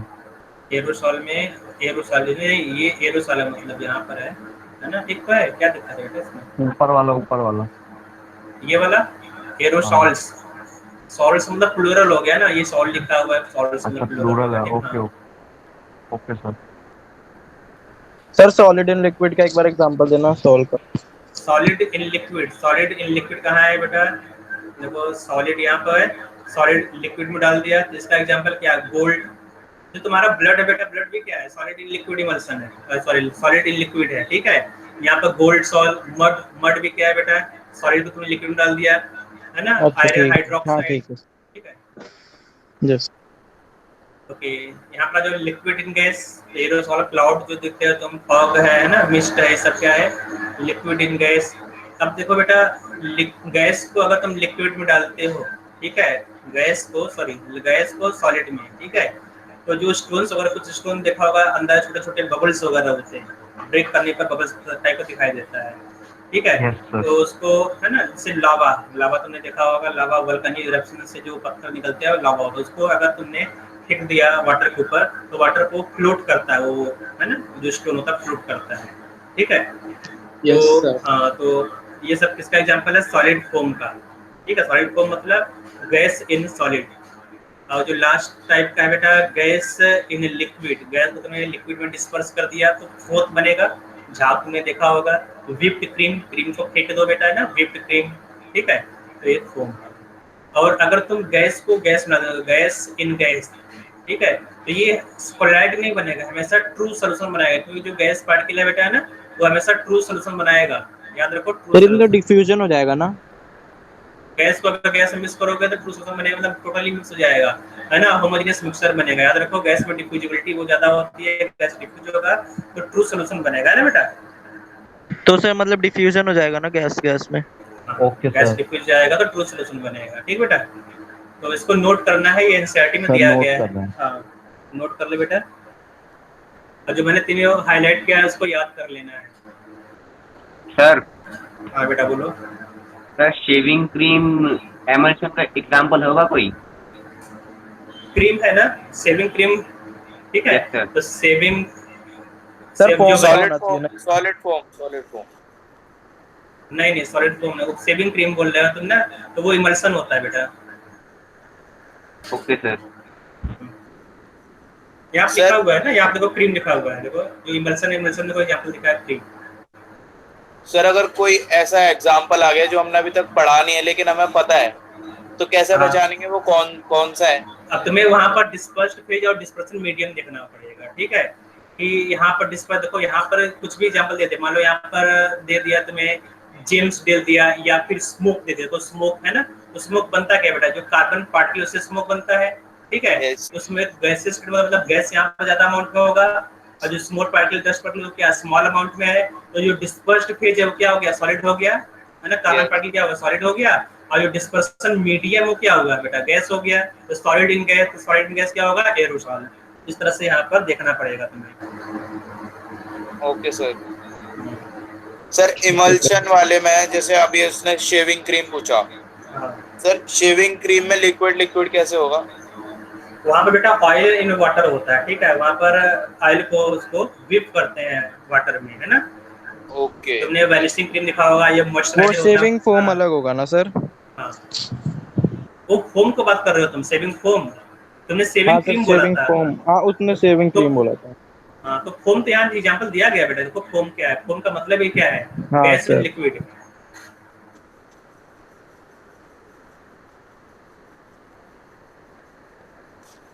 सर आइसक्रीम किसका एग्जांपल होगा सर? आइसक्रीम। अब तुम बताओ, इतना बता दिया, तुम बताओ। जितने भी क्रीम है बेटा, क्रीम अगर लिखा हुआ किसमें डाल दोगे? सर क्रीम तो हम उसमें डालेंगे। बस ये सोचो कि उसमें नट्स वगैरह ना हो, नट्स को भी काउंट कर रहे हो तो नट्स कोलाइडल सॉल्यूशन नहीं बनाएगा। तो अगर वो कोलाइडल का एग्जांपल है तो क्रीम में आएगा, ठीक है। और अगर वहां पर नट्स लगा तो नट्स कोलाइड सॉल्यूशन बनाएगा नहीं, बस जो साइज बहुत बड़ा होता है नट्स का, जैसे तुमने ड्राई फ्रूट डाल दिया क्रीम में, है ना, आइसक्रीम में, तो वो तो सस्पेंशन हो गया, ठीक है। तो जो वहां पर तुमने क्रीम डाला है वो क्या है, वाटर और जो फैट होता है, फैट तुमने विप किया है तो क्रीम बना है, ठीक है, तो वो इमल्शन में आएगा। सर सस्पेंशन और कोलाइडल सॉल्यूशन में डिफरेंस बता देना, थोड़े बेसिक यहाँ पर डिफरेंस। बेटा, बेटा ये बस पार्टिकल साइज याद रखो, पार्टिकल साइज, ठीक है। तो जो सस्पेंशन है पार्टिकल साइज बड़ा रहेगा, अगर पार्टिकल साइज बहुत बड़ा है तो क्या होगा सस्पेंशन, पार्टिकल साइज बहुत छोटा है तो ट्रू सॉल्यूशन, अगर इन दोनों के बीच में तो कोलाइडल सॉल्यूशन। याद रखो पार्टिकल साइज छोटा तो कोलाइडल सॉल्यूशन, पार्टिकल साइज बहुत बड़ा तो क्या होगा सस्पेंशन, बस ये डिफरेंस है, ठीक है। सर टिंडल इफेक्ट वगैरह नहीं देखेंगे? देखेंगे बेटा, आगे चढ़ेंगे, अभी सब पढ़ देख लोगे तुम, क्लास 9 में तुम लोगों ने पढ़ा है ना बेटा, वही सब यहाँ पे देखना है तुम्हें। Yes sir. आगे चले। Yes sir, second part. हाँ, तो सेकंड यहाँ देख लो बेटा, be based on interaction of, यहाँ पर और रहना चाहिए, ठीक है, इंटरेक्शन बेस्ड ऑन इंटरेक्शन और अफिनिटी ऑफ फेज, ठीक है। तो यहाँ पर जो कोलाइड्स उसको दो पार्ट में डिवाइड किया गया है ना, एक होता है लायोफोबिक, दूसरा होता है लायोफिलिक। तो लायोफिलिक और लायोफोबिक कोलाइड्स क्या होता है, तो सुनो बेटा कि लायो का मतलब, फोबिक का मतलब क्या होता है, और फिलिक का मतलब, है ना, फिलिक मतलब अट्रैक्टिव फोर्सेस, और फोबिक मतलब फोबिया। हाँ, फोबिया मतलब फियर, देखो यहाँ लिखा हुआ है, डिसलाइक, फियरिंग, हेटिंग, है ना, ये होता है लायोफोबिक। तो those substances whose colloidal solution cannot be prepared by bringing them in contact with solvent are called lyophobic। ये बेसिक लायो मतलब बताना एक बार। वाटर, यहाँ पे बेटा लायोफोबिक, यहाँ पे तो लिखा हुआ बेटा, यहाँ पर सब है ना, देखो। तो लायोफोबिक मतलब कि अगर तुमने डिस्पर्स या डिस्पर्सन मीडियम को पास लाया और वो एक दूसरे को रिपेल कर रहे हैं, कोलाइडल सॉल्यूशन नहीं बन रहा है तो लायोफोबिक होगा। और अगर डिस्पर्स्ड फेज और डिस्पर्सन मीडियम ने पास लाया, अट्रैक्टिव फोर्स वहां पर वर्क कर रहा है, देखो यहाँ पर, है ना, अगर अट्रैक्टिव फोर्स वर्क कर रहा है तो क्या बोलेगा उसको, लायोफिलिक। मतलब कि अगर डिस्पर्स्ड फेज और डिस्पर्सन मीडियम के बीच में अट्रैक्टिव फोर्सेस है, अट्रैक्टिव फोर्सेस, तो लायोफिलिक होगा। हाँ, तो लायोफिलिक होगा। और अगर एक दूसरे को रिपेल कर रहे तो क्या होगा बेटा, लायोफोबिक, ठीक है। सर तो ऐसा भी होगा कि लायोफोबिक कोई सोल्यूशन मतलब कोलाइड लायोफोबिक है तो हमें ज्यादा एनर्जी देनी पड़ेगी अगर हमें उनको डिसॉल्व, मतलब बिल्कुल बनाना, उसके लिए अलग मेथड डिफिकशन करने के लिए ना, अभी पढ़ेंगे बेटा तुम लोग, है ना, थोड़ा सा पढ़ के आओगे तो समझ में आ जाएगा, क्वेश्चन नहीं पूछोगे तो अगर पढ़ के आया बेटा, है ना, ठीक है। तो आगे है, उसको हम लोग देखेंगे कैसे प्रिपेयर करोगे लायोफोबिक। तो यहाँ पर क्या हुआ बेटा, तुमने एक बीकर लिया, है ना, और यहाँ पर सॉल्वेंट डाल दिया, मतलब कि यहाँ पर क्या बेटा डिस्पर्सन मीडियम है, डिस्पर्स फेज तुमने डाल दिया, डिस्पर्स फेज को तुमने ऐड किया, तो तुरंत अगर यहाँ पर कोलाइडल सॉल्यूशन बन गया, ठीक है, ने इसको स्टर किया, हिलाया इसको, है ना, ग्लास रॉड से इसको स्टर किया, शेक किया इसको, तो अगर कोलाइडल सॉल्यूशन बन रहा है तो क्या होगा बेटा, इसका मतलब ये जो सॉल्यूशन तुमने बनाया कौन सा, लायोफिलिक कोलाइडल होगा, है ना। और अगर कोलाइडल सॉल्यूशन नहीं बन रहा है, ठीक है, तुमने डिस्पर्स फेज या डिस्पर्स मीडियम को कांटेक्ट में लाया और कोलाइडल सॉल्यूशन नहीं बन रहा है, इसका मतलब लायोफोबिक होगा, ठीक है। तो अब यहाँ पर एग्जांपल कुछ दिया गया है, in lyophobic salts there is no affinity mainly on the charge of particles when solvent in water, the terms hydrophobic and hydrophobic, है ना, hydrophilic and hydrophobic are used. For example, lyophilic colloids are gold, silver chloride, some emulsion, etc.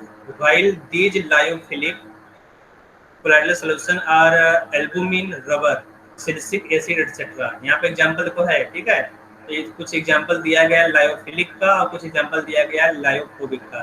और यहाँ पे कुछ general देखो दिया गया, general statement दिया गया है, most inorganic colloids are lyophobic. याद रखो बेटा, है ना, अगर मान लो एग्जाम में पूछ दिया कि जो इनऑर्गेनिक कोलाइड्स है वो क्या होगा, उसका मतलब क्या है, जो इनऑर्गेनिक लिखा हुआ है इसका मतलब ये हाइड्रोफोबिक होगा, ठीक है। लेकिन सर सारे तो नहीं होंगे ना, नहीं, मोस्ट लिखा है ना, देखो मोस्ट का मतलब क्या, सारे नहीं होता है ना, ठीक है, मोस्ट मतलब मैक्सिमम, ठीक है। तो वो किस क्राइटेरिया से पता चलेगा सर?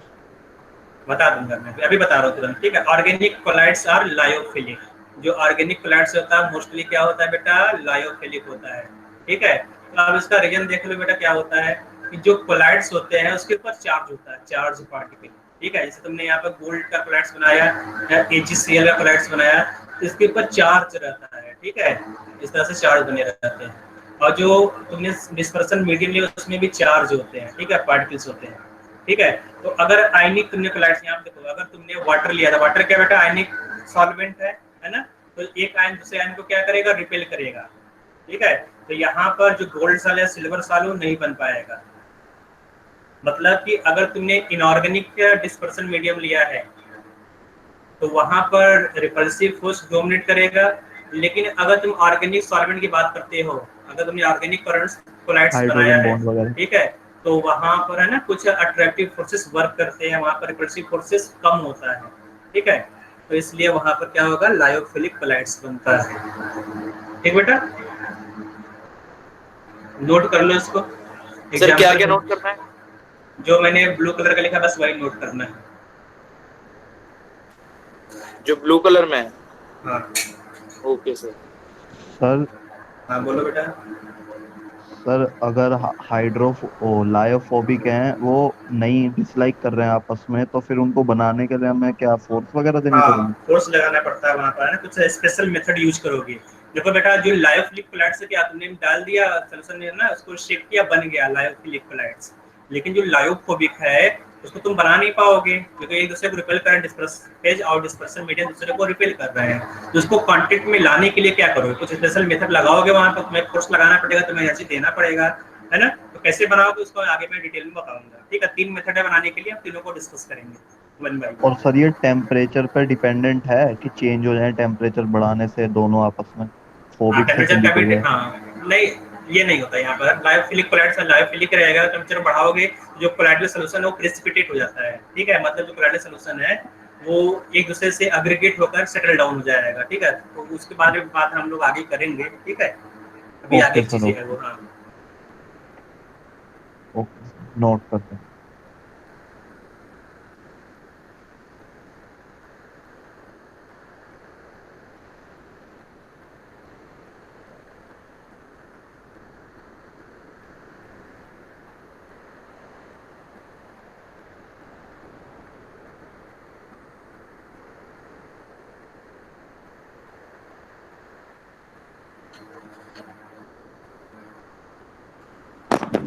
सर ये लायोफिलिक वाले रिएक्ट कर सकते हैं आपस में, मतलब अट्रैक्ट हो रहे तो रिएक्ट भी करेंगे ये?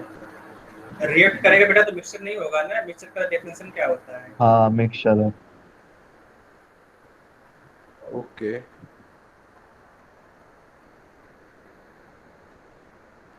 हो गया सर नोट, मेरा तो हो गया सर। अभी नहीं हुआ।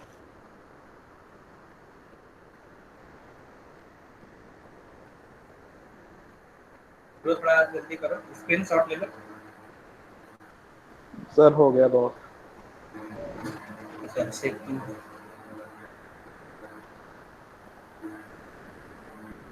Sir most inorganic colloids are hydrophobic लिखा है, लेकिन most organic colloids are lyophilic लिखा है।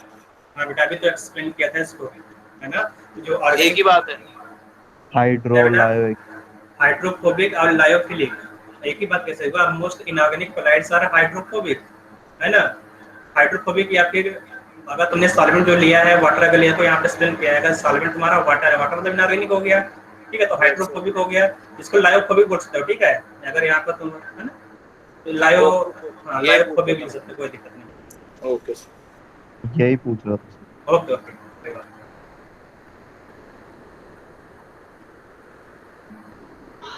सर सॉल्यूशन और मिक्सचर सेम चीज होती है? सॉल्यूशन में क्या? सर सॉल्यूशन और मिक्सचर सेम चीज होती है? नहीं, अभी सॉल्यूशन चैप्टर में बताया था बेटा, सॉल्यूशन मिक्सचर क्या होता है ना। तो जो सॉल्यूशन होता है 2 टाइप का होता है, सॉरी मिक्सचर 2 टाइप होता है, एक होमोजेनियस होता है, हेटेरोजेनियस होता है। तो जो होमोजेनियस मिक्सचर उसको सॉल्यूशन बोलते हैं, ठीक है। Okay sir. Sir sol colloidal को बोलते हैं। हाँ सॉल देखो यहाँ पर मैंने यहाँ पर दिया है, सॉल क्या है यहाँ पे देखो, अगर तुमने सॉलिड को लिक्विड में डिस्पर्स किया तो क्या बनेगा, सॉल बनेगा। ठीक है, देखो कोलाइडल सॉल्यूशन का एक टाइप है, देखो यहाँ पे 8 टाइप है ना, 1 2 3 4 6 7 8, तो इसमें से एक टाइप है सॉल। सॉल क्या होता है, अगर तुमने सॉलिड को लिक्विड में डिस्पर्स किया तो सॉल बनेगा। ठीक है बेटा। तो सर बी पार्ट में जो सॉल वर्ड यूज हुआ है वो उसी के लिए यूज हुआ है? हाँ okay sir.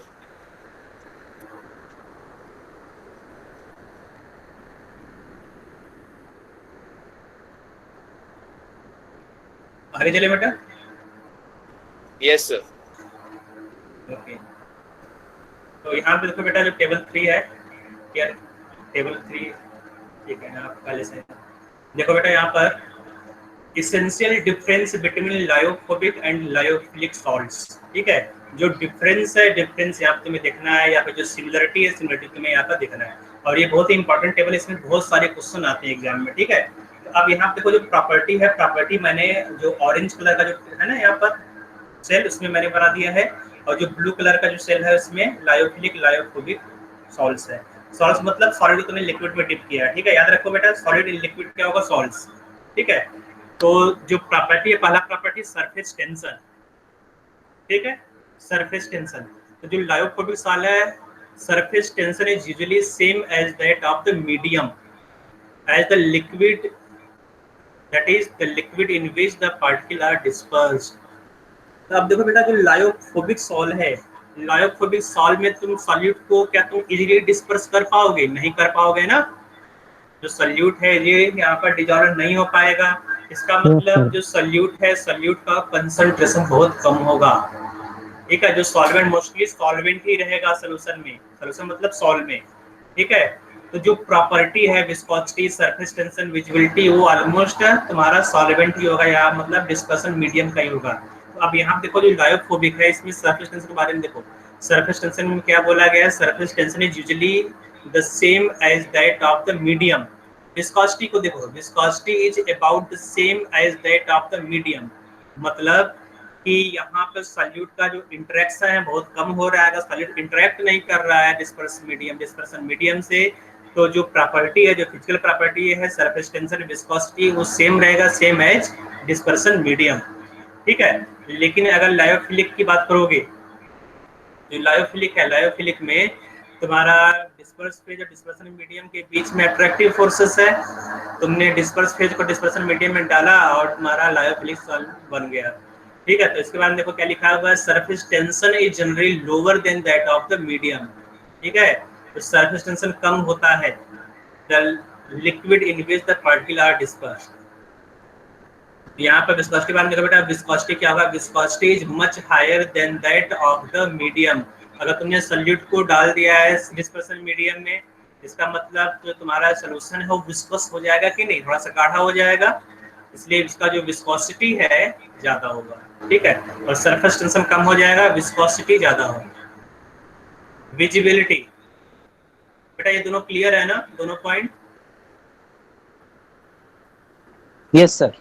Okay, sir viscosity बता दो सर एक बार। विस्कोसिटी मतलब क्या होता है बेटा, गाढ़ापन। इसका सोचो, विस्कोसिटी होता क्या है, तुमने पढ़ा है कि नहीं? यस सर, पढ़ा है ना, जो फ्रिक्शन फोर्सेस होता है सॉल्यूशन या फिर गैसेस के बीच में, उसी को विस्कोसिटी बोलते हैं। तो अगर सॉल्यूट पार्टिकल का कंसंट्रेशन ज्यादा है, अगर कंसंट्रेशन ज्यादा है, इसका मतलब क्या हुआ कि जो तुम्हारा सरफेस होगा, जो लिक्विड का सरफेस होगा, ज्यादा रफ होगा। अगर ज्यादा रफ सरफेस है, इसका मतलब वहां पर फ्रिक्शन फोर्स भी ज्यादा होगा ना। Yes sir. हाँ, तो विस्कोसिटी ज्यादा होगा। तो सर सेम एज मीडियम का मतलब क्या है? हाँ, कहाँ पर? ये यहाँ पे ये लायोफोबिक के लिए लिखा हुआ, सेम एज द मीडियम, क्योंकि लायोफोबिक में जो तुम्हारा सॉल्यूट पार्टिकल है उसका कंसंट्रेशन बहुत कम है। मतलब कि अगर तुमने 1 लीटर डिस्पर्सन मीडियम लिया है, ठीक है, जो मीडियम तुमने लिया, वाटर 1 लीटर लिया है, तो जो डिस्पर्स्ड फेज है उसका अमाउंट बहुत कम होगा, नेग्लिजिबल होगा, वो विस्कोसिटी में कंट्रीब्यूट नहीं करता है। अगर विस्कोसिटी में कंट्रीब्यूट नहीं कर रहा है तो सेम एज मीडियम रहेगा। ठीक है, ओके सर। सर बोलो, सरफेस टेंशन वाला पॉइंट एक बार दोबारा समझा दो। लायोफिलिक सर यहाँ पे सिर्फ सोल्स की बात क्यों कर रहे हैं हम? बेटा यहाँ पर जो डिफरेंस देखो, यहाँ पर जो तुमने डेफिनेशन लिखा है लायोफिलिक और लायोफोबिक, है ना। तो यहाँ पर डेफिनेशन में ही सॉल है, इसलिए हम लोग सॉल की बात करेंगे।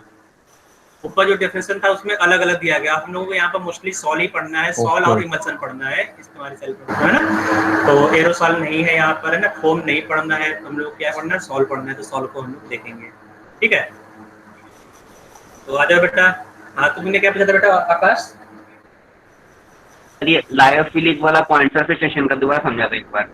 लायोफिलिक वाला, देखो हाँ, लायोफिलिक कोलाइड्स बनता कैसे है? अगर लायोफिलिक कोलाइड्स में बनाना कैसे बनाओगे, बताओ आकाश, तुम बताओ।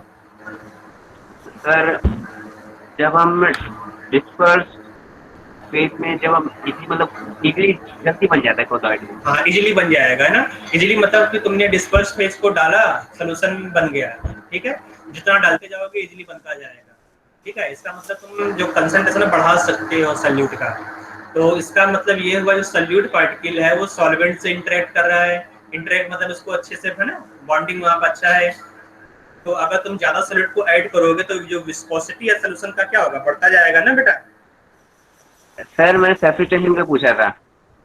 सरफेस मतलब सरफेस टेंशन के लिए पूछा था मैंने। सरफेस टेंशन, अच्छा। हाँ sir. Surface tension is generally lower than that of the medium. जो सरफेस टेंशन है क्या होता है बेटा? Force acting perpendicular the surface of liquid, है ना, पर सेंटीमीटर। तो उसको तुम बोलते हो सरफेस टेंशन। तो अब यहाँ पर जो सरफेस टेंशन, अब देखो यहाँ पर क्या आ गया, यहाँ पर तुम्हारा पार्टिकल आ गया, सॉल्यूट पार्टिकल आ गया, ठीक है। तो जो तुम्हारा डिस्पर्सन मीडियम है, मैं यहाँ थोड़ा सा बड़ा सा बना दे रहा हूँ, तुम लोग बेसिक आइडिया होगा ना बेटा कि सरफेस टेंशन होता क्या है, तभी मैं बता पाऊंगा, है ना। तो सरफेस टेंशन क्या होता है?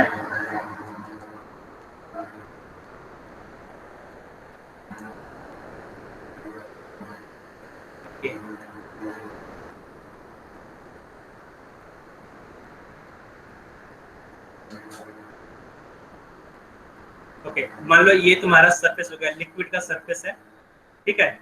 और यहाँ पर जो परपेंडिकुलर फोर्स होगा उसे तुम सरफेस टेंशन बोलोगे। तो अभी फोर्स वर्क कैसे करता है बेटा? जो सरफेस है, सरफेस पर कुछ रेसिडुअल फोर्स होता है, यहाँ फोर्स बैलेंस नहीं होता। अगर बल्क में पार्टिकल है तो यहाँ पे जो फोर्स है वो बैलेंस हो जाता है, याद है तुम लोगों को, है ना। अगर तुम्हारे लिक्विड के बल्क में कोई पार्टिकल है, लिक्विड का तुमने पार्टिकल यहाँ पर बल्क में, तो यहाँ पर जो फोर्स ऑफ बैलेंस है। लेकिन जो सरफेस का पार्टिकल है वहाँ पर बैलेंस फोर्स नहीं है, तो यहाँ पर कुछ रेसिडुअल फोर्स होगा, और इसी रेसिडुअल फोर्स को यहाँ पर क्या बोलते हैं? सरफेस टेंशन, ठीक है। लेकिन अगर यहाँ पर सॉल्यूट पार्टिकल आ गया, ठीक है, जहाँ पर सॉल्वेंट होना चाहिए वहाँ पर सॉल्यूट पार्टिकल आ गया, तो अब जो सॉल्वेंट नीचे आ गया बेटा, अगर यहाँ पर सॉल्यूट आ गया तो सॉल्वेंट होगा क्या होगा? नीचे होगा कि नहीं सरफेस के। यहाँ पर सॉल्वेंट है, सॉल्यूट क्या होगा? यहाँ पर सॉल्यूट आ गया तो सॉल्वेंट नीचे चला गया। तो अब जो सॉल्यूट है, सॉल्यूट को देखो, सॉल्यूट अगर बल्क में आ गया तो वहां पर फोर्स बैलेंस हो गया, समझ में आ रहा है बेटा। तो अगर तुमने 1 सेंटीमीटर लेंथ लिया तो 1 सेंटीमीटर में कुछ सॉल्यूट पार्टिकल तो होगा यहाँ पर, और जहां जहां पर सॉल्यूट पार्टिकल होगा वहां पर फोर्स बैलेंस हो गया। इसका मतलब कि जो तुम्हारा सरफेस टेंशन है क्या होगा? अगर फोर्स बैलेंस हो गया, यहाँ पे देखो कम हो जाएगा, है ना। अगर फोर्स बैलेंस हो जा रहा है तो जो सरफेस टेंशन नीचे हो जाएगा कि नहीं, है ना। ये रीजन है, ठीक है। Yes sir. समझ में आ रहा है Akash? Yes sir, thank you sir. तो आगे बढ़ते हैं, विजिबिलिटी। तो विजिबिलिटी वाले पॉइंट को देखो, ठीक है। तो विजिबिलिटी में लिखा हुआ है the particle through visible can be readily detected under ultra microscope. तो लायोफोबिक सॉल है, इसका मतलब जो पार्टिकल है उसका साइज है ना वो इजीली डिजॉल्व नहीं होगा, वो स्कैटर करेगा इधर उधर, है ना। तो उसको तुम अल्ट्रा माइक्रोस्कोप से देख सकते हो, ठीक है। यहाँ देखो, the particle can not be readily detected under an ultra microscope. अगर तुमने यहाँ पर अल्ट्रा माइक्रोस्कोप देखो, अल्ट्रा माइक्रोस्कोप से देखोगे तो जो पार्टिकल है वो दिखाई विजिबल नहीं होगा। समझ में आ रहा है बेटा? सर क्यों नहीं होगा? क्योंकि अब देखो स्कैटरिंग ऑफ लाइट होता है, स्कैटरिंग ऑफ लाइट, है ना, नाम तो सुना होगा, नाम तो सुना होगा। तो अगर लाइट स्कैटर होता है वहां से तो तुम्हें विजिबल होगा। तो अब जो लायोफिलिक सॉल है, लायोफिलिक में जो सॉल्यूट पार्टिकल पूरा कंप्लीट डिसॉल्व हो जाता है डिस्पर्सन मीडियम में, ना। तो जो स्कैटरिंग होता है, स्कैटरिंग बहुत कम होता है तो नहीं होता है। लेकिन जो लायोफोबिक सॉल है वहां पर जो सॉल्यूट पार्टिकल है वो इजीली डिजॉल्व नहीं होता, डिस्पर्सन मीडियम इजीली मिक्स नहीं होता है। इसका मतलब वो पार्टिकल क्या हुआ, तैरता रहेगा, मिक्स नहीं हो पा रहा, तैर रहा है। तो जब तुम लाइट Yes, पर हिट हो गया ना, लाइट का अगर बम्बार्डिंग करोगे तो स्कैटरिंग होता है, ठीक है सर हाँ बोलो। फिर कोलाइड में मतलब सॉल्यूट पार्टिकल पूरा डिसॉल्व तो नहीं होता होगा ना? नहीं, वरना तो वो डिजॉल्व देखो यहाँ पर डिजॉल्व तुम्हें नहीं करना है। यहाँ पर क्या होता है, तुम्हें डिस्पर्स, यहाँ पे एक टर्म है डिस्पर्स, जो पार्टिकल्स को दूर दूर करना है सोल्यूशन में। एक जगह अगर बैठ गया तो इसका मतलब कोलाइडल सोल्यूशन नहीं है। डिस्पर्स मतलब स्कैटर कर देना, अगर स्कैटरिंग हो रहा है वहां पर तो कोलाइडल सोल्यूशन बन जाएगा, ठीक है। उसको सेटल नहीं होने देना है।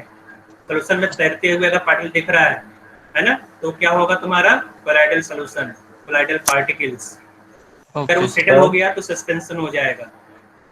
एक डाउट है हाँ पूछो। सर, जैसे मिल्क कॉलॉइड है, उसको सेपरेट करने के लिए कोई टेक्निक यूज करनी पड़ती है, तो सब कॉलॉइड के लिए ये रहेगा? सॉल्व के लिए बोला गया तो सॉल्व के लिए होगा ना बेटा। अगर मान लो एरोसॉल है तो जो टेक्निक तुम यहाँ पर सोल्यूशन के लिए यूज करो वो टेक्निक तुम है ना एरोसॉल के लिए तुम यूज नहीं कर पाओगे, है ना बेटा। तो कुछ स्पेसिफिक टेक्निक होता है। और हम लोग को सॉल्व के बारे में पढ़ना है तो हम लोग सॉल्व के बारे में देखेंगे। जो टेक्निक पढ़ेंगे हम लोग बेटा, है ना, वो सॉल्व के लिए है, ठीक है। Okay sir.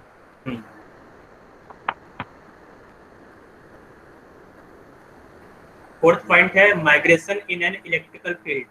The particle migrates towards the anode or towards cathode in an electrical field. The particle migrates either direction or not at all in an electrical field. Okay, ध्यान दो बेटा। तो जो लायोफोबिक सॉल्ट है वो water में बनता है, और जो लायोफोबिक सॉल्ट है उसके ऊपर क्या होगा बेटा, चार्ज पार्टिकल होता है, चार्ज होते हैं। मैंने यहाँ पर एग्जांपल दिया था सिल्वर सॉल्ट का, है ना, तो उसके ऊपर चारों तरफ क्या था, चार्ज पार्टिकल बन गया था, चार्ज आ गया था। तो अगर चार्ज है तुमने वहां पर इलेक्ट्रिकल फील्ड लगा दिया तो क्या होगा, कैथोड कैटायन को अट्रैक्ट करेगा और एनोड एनायन को अट्रैक्ट करेगा। इतना तो क्लियर है ना बेटा। तो जो लायोफोबिक सॉल्ट है ये क्या होता है, चार्ज होता है, इसके ऊपर नेगेटिव या पॉजिटिव चार्ज होगा। लेकिन जो लायोफिलिक है वो ऑर्गेनिक होता है, ऑर्गेनिक सब्सटेंस। जो ऑर्गेनिक सब्सटेंस है वो तो आयनिक नहीं होता है ना, वो है ना, वो तुम्हारा ऑर्गेनिक सब्सटेंस है, आयनिक नहीं है, तो इसके ऊपर चार्ज नहीं होगा। अगर चार्ज नहीं है तो ये इलेक्ट्रिकल फील्ड में क्या है, वो माइग्रेट कर पाएगा, लायोफिलिक सॉल्ट नहीं कर पाएगा, ठीक बेटा। तो जो लायोफिलिक सॉल्ट है वो इलेक्ट्रिकल फील्ड में माइग्रेट नहीं करेगा, जो लायोफिलिक सॉल्ट है वो इलेक्ट्रिकल फील्ड में माइग्रेट करता है, ठीक है। इतना क्लियर है ना? Okay, yes sir, yes clear है। ओके, आगे देख लेते हैं रिवर्सिबिलिटी। सर एक बार माइग्रेशन वाला पॉइंट दोबारा समझाना। देखो बेटा, तुमने क्या किया, इलेक्ट्रिकल फील्ड लगा दिया, ठीक है, migration in an electrical field. तो यहाँ पर क्या कहते हैं, प्लस चार्ज लगा दिया, यहाँ पर माइनस चार्ज लगा दिया। तो अगर यहाँ पर जो पार्टिकल है वो चार्ज पार्टिकल है, चार्ज पार्टिकल इस तरह से है ना, पॉजिटिव चार्ज है सॉल्ट के ऊपर, तो क्या होगा, माइग्रेट करेगा कि नहीं करेगा, बता बेटा। यस सर, करेगा। कहाँ पर करेगा, एनोड की तरफ जाएगा या कैथोड की तरफ जाएगा? सर नेगेटिव की तरफ। हाँ, तो अनायन, हाँ तो अनायन एनोड की तरफ जाएगा, जो कटायन है कैथोड की तरफ जाएगा। तो जो कटायन है प्लस चार्ज है वो कैथोड की तरफ माइग्रेट करेगा, नेगेटिव चार्ज की तरफ माइग्रेट करेगा, इस साइड जाएगा, ठीक है बेटा। लेकिन जो ऑर्गेनिक सॉल्ट होता है, ऑर्गेनिक मतलब यहाँ पर लायोफिलिक सॉल्ट, तो जो लायोफिलिक सॉल्ट उसके ऊपर चार्ज नहीं होता है, ठीक है। ये न्यूट्रल मॉलिक्यूल जो पार्टिकल्स होते हैं न्यूट्रल होते हैं, याद है मैंने बताया था यहाँ पर एग्जांपल, है ना। ये ऑर्गेनिक को तुमने यहाँ पर डिस्पर्सन मीडियम में डिस्पर्स कर दिया, तो जो लायोफिलिक सॉल्ट पर चार्ज नहीं होगा। अगर चार्ज नहीं है तो ये माइग्रेट नहीं करेगा, ठीक है, समझ में आ गया? ओके सर, हाँ आ गया। Point 6 reversibility. रिवर्सिबिलिटी बताते हैं सर, एक्शन ऑफ इलेक्ट्रोलाइट है क्या? अच्छा, action of electrolytes in addition of smaller quantity of electrolyte can cause precipitation coagulation। तो जो कोगुलेशन में आगे बताऊंगा, एक्सप्लेन करूंगा बेटा कोगुलेशन क्या होता है। तो इसमें क्या होता है, जैसे मान लो Ag+, तुम्हारे पास सोल्यूशन में Ag+ है, ठीक है, Ag+ का तुमने सिल्वर सॉल्ट तुमने बना दिया। सोल्यूशन में अगर तुमने HCl डाल दिया तो Cl क्या करेगा, Cl- प्रोवाइड करेगा कि नहीं सोल्यूशन में। तो Cl- प्लस Ag+ क्या देगा, जो Ag+ है Ag+ प्लस Cl- दोनों मिलकर क्या बना लेगा बेटा, AgCl बनाएगा। और AgCl होता क्या है, प्रेसिपिटेट होता है, ठीक है। और इसी प्रेसिपिटेशन प्रोसेस को यहाँ पर कोगुलेशन बोलते हैं। ठीक है, कोगुलेशन देखो लिखा हुआ है। ठीक है, तो the addition of small quantity of electrolyte can cause precipitation. तो क्योंकि जो तुम्हारा सोल्यूशन है, सोल्यूशन में आयंस है और एक आयन दूसरे आयन से कंबाइन होकर प्रेसिपिटेट बना लेगा, इसलिए स्मॉल अमाउंट में अगर तुम इलेक्ट्रोलाइट डालोगे तो प्रेसिपिटेशन हो जाएगा। ठीक है, अब यहाँ बताओ बेटा, है ना, the addition of small quantity of electrolyte has little effect, much larger quantity are needed to cause the precipitation. क्योंकि जो ऑर्गेनिक सॉल है वहाँ पर चार्ज तो होता नहीं है ना, तो अगर चार्ज नहीं है तो वहाँ पर इजीली प्रेसिपिटेट नहीं हो पाएगा। ठीक है, पॉइंट 6 रिवर्सिबिलिटी। तो अब यहाँ पर देखो लिखा हुआ है इरिवर्सिबल। जो लायोफोबिक सॉल है वो इरिवर्सिबल है क्योंकि इसको तुमने एक स्पेशल टेक्निक से बनाया है। अगर तुमने इसमें कोई इलेक्ट्रोलाइट डालकर इसको प्रेसिपिटेट करा दिया तो इस प्रेसिपिटेट को वापस रिवर्स करने के लिए तुम्हें, है ना, मेहनत करना पड़ेगा या फिर तुम्हें फोर्स लगाना पड़ेगा। इसका मतलब ये जो रिएक्शन है वो इरिवर्सिबल है। अगर कोई लायोफोबिक सॉल है, अगर सॉल बन गया फिर वापस इसको प्रेसिपिटेट करा दिया, ठीक है, अगर एक प्रेसिपिटेशन हो गया सॉल का तो वापस वो कोलैटरल सोल्यूशन नहीं बनता। मतलब यहाँ पे क्या हुआ कि जो सॉल है, तुमने Ag+ का सॉल बनाया, यहाँ पर इलेक्ट्रोलाइट है, ठीक है, इलेक्ट्रोलाइट, ठीक है, सॉल और इलेक्ट्रोलाइट मिलकर यहाँ पे क्या बना दिया बेटा, प्रेसिपिटेट। तो जो प्रेसिपिटेट है, इस प्रेसिपिटेट को तुम वापस डिजॉल्व करके तुम सॉल नहीं बना पाओगे। मतलब जो प्रोसेस है वो इरिवर्सिबल है। लायोफोबिक इरिवर्सिबल होता है। और लायोफिलिक क्या है, लायोफिलिक कैसे बनाया था तुमने, डिस्पर्स फेज और डिस्पर्सन मीडियम को मिक्स कर दिया, बन गया था, है ना। तो जैसे यहाँ पर मान लो कोई लायोफिलिक सॉल है और वो प्रेसिपिटेट हो गया, उसको शेक करो, है ना, लायोफिलिक सॉल है और प्रेसिपिटेट हो गया, उसको शेक करो, फिर से वापस क्या बन जाएगा, वापस सॉल बन जाएगा। मतलब जो प्रोसेस है वो रिवर्सिबल है। ठीक है, hydration, the particles are not hydrated to a large extent.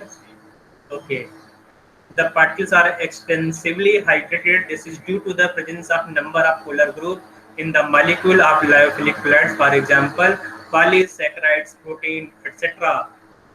तो अब देखो बेटा, हाइड्रेटेड का मतलब क्या हुआ। जैसे तुमने कोई यहाँ पर सॉल्ट बनाया, उसमें Ag+ है, तो जो Ag+ है वो सॉल्वेंट से क्या करेगा, इंटरेक्ट करेगा। जो सॉल्वेंट पार्टिकल पोलर होता है, जो सॉल्वेंट पार्टिकल है उसका नेगेटिव पोल, है ना, इसको अट्रैक्ट करेगा। जितने भी नेगेटिव पोल है प्लस की तरफ चला जाएगा बेटा, इस तरह से, है ना।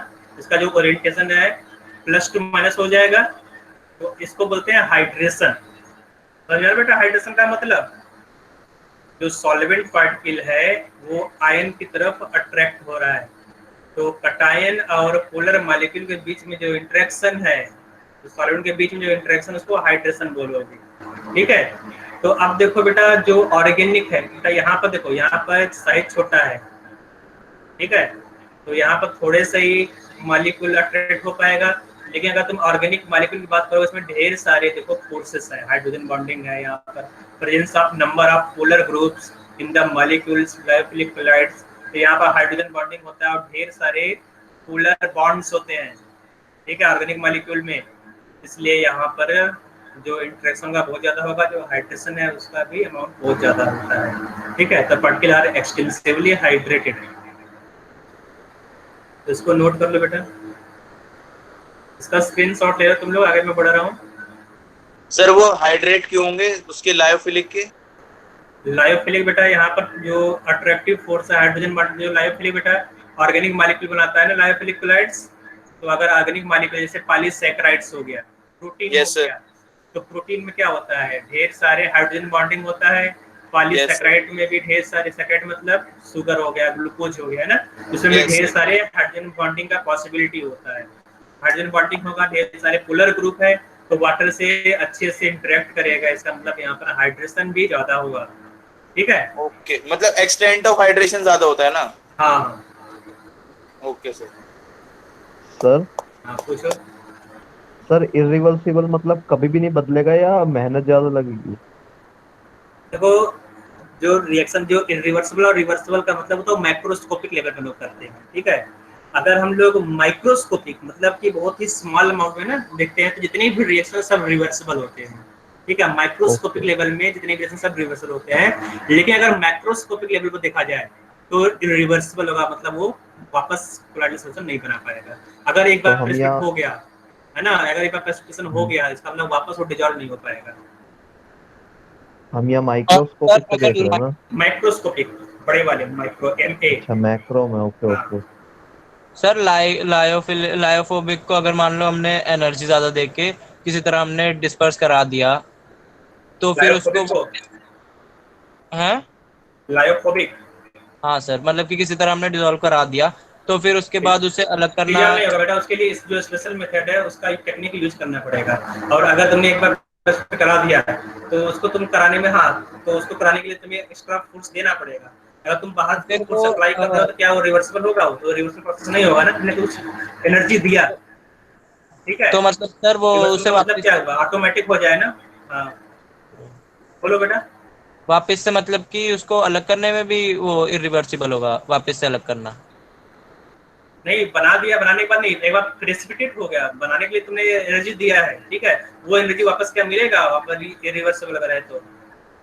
तुमने लायोफोबिक कोलाइड्स बनाया, तुमने एनर्जी दिया, तो वो एनर्जी वापस तो गेन नहीं मिलेगा, तुम्हें वापस नहीं मिलेगा ना बेटा। अगर एक बार प्रेसिपिटेट हो गया तो नहीं मिलने वाला, इसका मतलब रिवर्सिबल है, इरिवर्सिबल।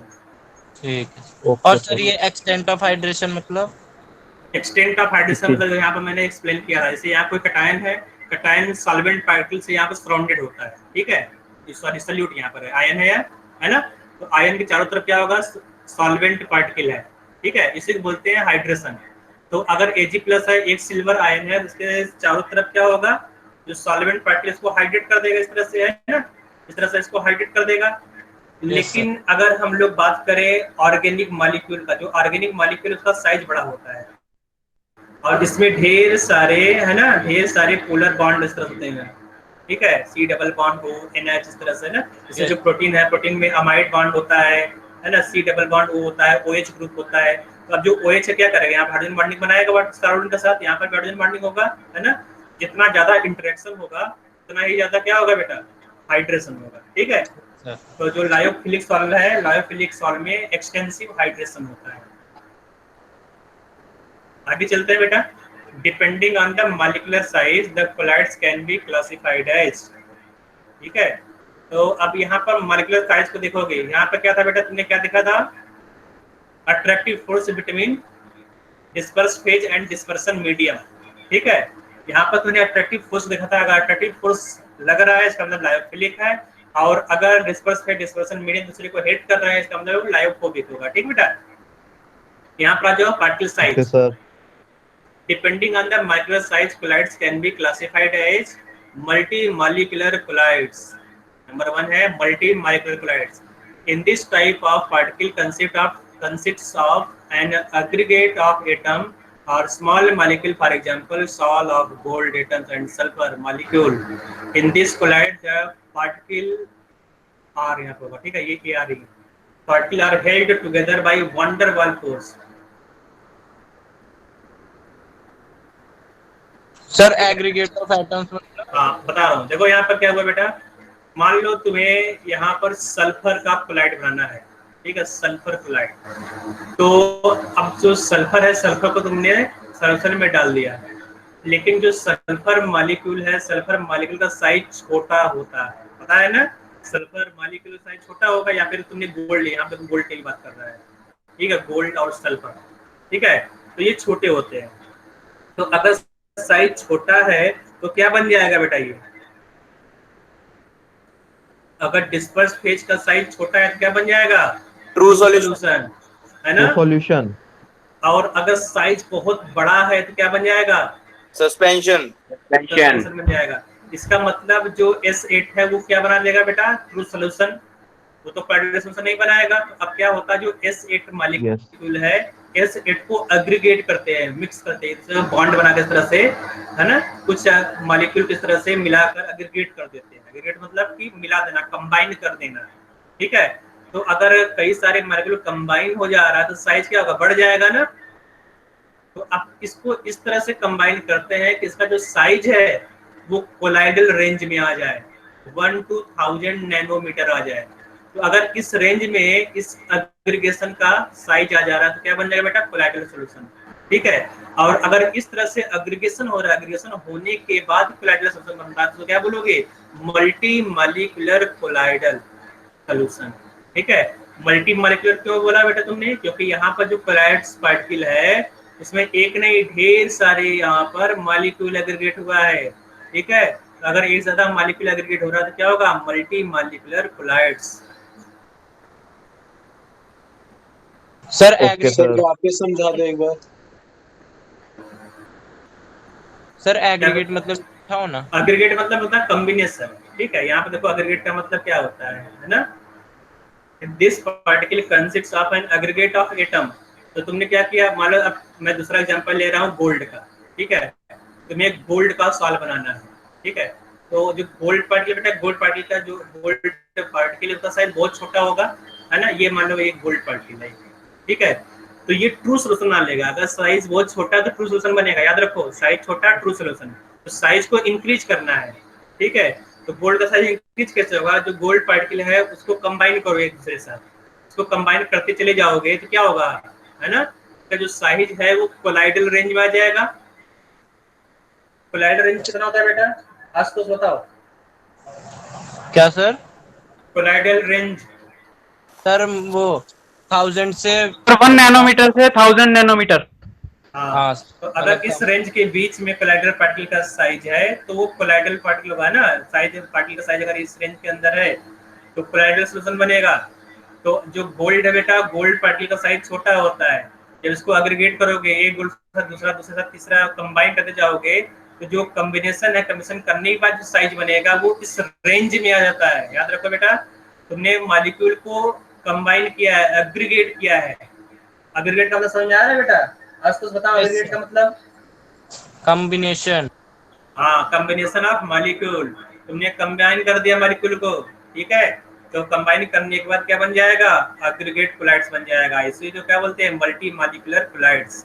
ठीक है, समझ में आ रहा है, आज तो समझ में आया। Yes sir. ओके, आगे बढ़े। Yes sir. Micro molecular colloids. ठीक है, नेक्स्ट टाइप ऑफ कोलाइड्स है वो है micro molecular colloids. In this type the particle of dispersed phase are sufficiently big in size. Micro मतलब होता है बड़ा। ठीक है, तो यहाँ पर जो पार्टिकल है, पार्टिकल ऑलरेडी सबसे बहुत बड़ा है, to be the colloidal dimension. These macromolecules forming the dispersed phase are generally polymers having high molecular masses. ठीक है, यहाँ देखो बेटा, जैसे तुमने प्रोटीन ले लिया। ठीक है, कोई प्रोटीन है, जो प्रोटीन है बेटा, मैं यहाँ पर प्रोटीन मॉलिक्यूल बना, यहाँ पर है ना NH होगा, NH, और यहाँ पर C डबल बॉन्ड है। ठीक है, NH molecule, C double bond, इस तरह प्रोटीन लंबा सा चेन तुमने ले लिया। ठीक है, तो अब इसका साइज देखो, ये साइज तो ऑलरेडी बड़ा है, इसको एग्रीगेट करने की जरूरत है ही नहीं, है ना, समझ में आ रहा है बेटा। अगर पार्टिकल का साइज ऑलरेडी 1 to 1000 नैनोमीटर के बीच में है, अगर कोलाइडल रेंज के बीच में है तो उसको एग्रीगेट करने की जरूरत नहीं है, बस उसको क्या करना है, तुम्हें डिस्पर्स कर देना है सॉल्यूशन में। ठीक है, अगर तुमने मीडियम में इस पार्टिकल को डिस्पर्स कर दिया तो जो तुम्हारा सॉल्यूशन बनेगा उस सॉल्यूशन क्या बोलोगे, मैक्रो मॉलिक्यूलर कोलाइड्स। क्योंकि यहाँ पर जो मॉलिक्यूल है, मॉलिक्यूल क्या है बेटा, मैक्रो मॉलिक्यूल है ना। अगर मैक्रो मॉलिक्यूल्स तुमने कोलाइडल सॉल्यूशन बनाया है तो क्या होगा, मैक्रो मॉलिक्यूलर कोलाइडल सॉल्यूशन। और अगर पार्टिकल को एग्रीगेट करके सॉल्यूशन बनाया है तो क्या होगा, मल्टी मॉलिक्यूलर कोलाइड्स। ठीक है, यहाँ पर एक मॉलिक्यूल को, है ना, बड़ा सा मॉलिक्यूल को तुमने डिसॉल्व कर दिया, यहाँ पर तुमने एक पार्टिकल को कंबाइन करके उसको डिस्पर्स किया। ठीक है, समझ में आ रहा है बेटा, मैक्रो मॉलिक्यूलर कोलाइड्स। और नीचे कुछ एग्जांपल दिया गया है। ठीक है, यस सर, यस मैक्रो में डिस्पर्स करेंगे।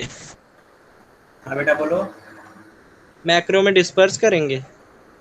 हाँ, मैक्रो में क्या करोगे, डिस्पर्स कर दोगे, और मल्टी मॉलिक्यूलर में एग्रीगेट करोगे। ठीक है, यस सर। आगे बेटा एसोसिएट कोलाइड्स। सर। हाँ बेटा बोलो। सर डिस्पर्स तो बाद में उसमें भी करना ही पड़ेगा ना, मैं एग्रीगेशन के बाद, जब भी तो सॉल्यूशन बनेगा। लेकिन यहाँ जो तूने डिस्पर्स किया बेटा तो नहीं ट्रू सॉल्यूशन बन गया था ना, तो अग्रीगेट होने के बाद ये कोलाइडल सॉल्यूशन बनेगा। याद रखो यहाँ पर अग्रीगेशन होगा, अग्रीगेशन होने के बाद ही मल्टी मालिक्यूलर कोलाइड्स बनेगा। तो अगर अग्रीगेशन हो रहा है तो मल्टी मालिक्यूलर, और अगर अग्रीगेशन नहीं हो रहा है, तुमने डिस्पर्स फेज को डिस्पर्स कर दिया तो क्या होगा, माइक्रो मालिक्यूलर कोलाइड्स। ठीक है, डिफरेंस याद है ना बेटा? सर तो मतलब ये अपने आप एग्रीगेट या फिर डिस्पर्स होंगे ना, तो उसके बेसिस पे हम क्लासिफाई करेंगे। अपने आप ही करेगा, तुम्हें साइज देखना पड़ेगा ना। तुमने उसको एनालाइज किया, अगर ढेर सारे पार्टिकल एग्रीगेट हुआ है तो क्या होगा, मल्टी मालिक्यूलर कोलाइड्स होगा, और अगर एग्रीगेशन नहीं हुआ तो क्या होगा, मैक्रो मालिक्यूलर कोलाइड्स होगा ना। हाँ मतलब ये नेचुरली होंगे ना। हाँ ठीक है सर। पॉइंट 3 देखते हैं सर। एक सेकंड, पॉइंट 2 दिखाना बेटा, इसका स्क्रीनशॉट ले रहे तुम लोग है ना, नेट टाइम ऐसे कैसे चलेगा, लंबा चक्कर है ना। ले लिया सर, ले लिया। पॉइंट 3 पर आ जाओ। एसोसिएटेड कोलाइड्स, इसी को मिसेल्स बोलते हैं। ठीक है, the substance which when dissolved in a medium at low concentration behave as normal strong electrolyte, but at higher concentration exhibit colloidal state properties due to the formation of aggregated particles are called associated colloids. The aggregated particles thus formed are called micelles. अब यहाँ देखो बेटा, ये एक special type का collides है। ठीक है, अगर जैसे सोप, हाँ सोप है एग्जाम्पल इसका। ठीक है, तो यहाँ पे तुमने क्या किया, सोप लिया। अगर सोप को लो कंसंट्रेशन तुमने डिजॉल्व किया वाटर में, तो वो मिसेल नहीं बनाएगा, मतलब वहाँ पर कोलाइडल सॉल्यूशन नहीं बनेगा। ठीक है, तो यहाँ पर एक कंसंट्रेशन, एक पर्टिकुलर कंसंट्रेशन होता है, उस पर्टिकुलर कंसंट्रेशन के बाद ही कोलाइडल सॉल्यूशन बनेगा, और उस पर्टिकुलर कंसंट्रेशन को बोलते हैं क्रिटिकल मिसेल कंसंट्रेशन, CMC। ठीक है, और जो कोलाइडल सॉल्यूशन बनता है एक पर्टिकुलर टेम्परेचर पर बनता है, उस टेम्परेचर को बोलते हैं क्रॉफ्ट टेम्परेचर। तो दोनों बारे पहले देख लेते हैं, उसके बाद फिर मैं इस पर आऊंगा एसोसिएटेड कोलाइड्स पर। तो क्रॉफ्ट टेम्परेचर क्या है, formation of micelle takes place only above a particular temperature, that is called Krafft temperature. CMC, formation of micelle takes place only above particular concentration called critical micelle concentration। वापस आते हैं बेटा, तो यहाँ तुमने क्या किया, एक बीकर लिया, बीकर में थोड़ा सा तुमने सोप डाल दिया। ठीक है, यहाँ पे वाटर डाला, वाटर यहाँ पे थोड़ा सा सोप डाल दिया। तो अगर यहाँ पे सोप का कंसंट्रेशन कम है तो ये कोलाइडल पार्टिकल, ये कोलाइडल सॉल्यूशन नहीं बनाएगा। ठीक है, क्लियर, समझ में आ गया बेटा? अब तुमने क्या किया, जो सोप है सोप को और डाला। ठीक है, डालते गए, एक पर्टिकुलर कंसंट्रेशन के बाद ये कोलाइडल सॉल्यूशन बनाना स्टार्ट कर देगा। ठीक है, और उस कंसंट्रेशन क्या बोलोगे, जब कोलाइडल सॉल्यूशन बनना स्टार्ट हुआ उस कंसंट्रेशन को बोलते हैं critical mass concentration, critical micelle concentration. ठीक है, और जिस टेम्परेचर पर CMC बनता है उस टेम्परेचर को क्रॉफ्ट टेम्परेचर बोलते हैं। एग्जाम्पल ऑफ एसोसिएटेड कोलाइड्स नीचे लिखा हुआ है। Surface active agents such as soap and synthetic detergent. For soap synthetic detergent, यहाँ पर फॉर 2 बार आ गया। CMC इज 10 to 4, 10 पावर -4 है यहाँ पर। ठीक है, ये जो है बेटा 10 पावर -4 to 10 पावर -3 मोल पर लीटर। ठीक है, तो ये CMC क्रिटिकल मास कंसंट्रेशन इतना है बेटा। तो अगर इस रेंज के बीच में कंसंट्रेशन है तो मिसेल बनेगा, अगर इसके बियॉन्ड है तो मिसेल नहीं बनेगा। ठीक है, each micelle consist at least 100 molecule. जो मिसेल बेटा, एक मिसेल में कितना होगा, ऑलमोस्ट 100 मॉलिक्यूल होता है। अब देखो ये मिसेल बनता कैसे, मैं नीचे स्क्रीन कर रहा हूँ, इसका स्क्रीनशॉट ले लो। डिफरेंट कोलाइड्स के लिए डिफरेंट टेम्परेचर वेरी करेगा क्या? हाँ बेटा। Okay sir.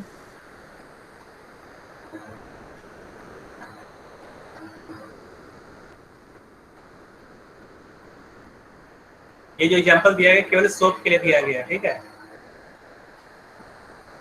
Sir, craft temperature एक बार बता दो।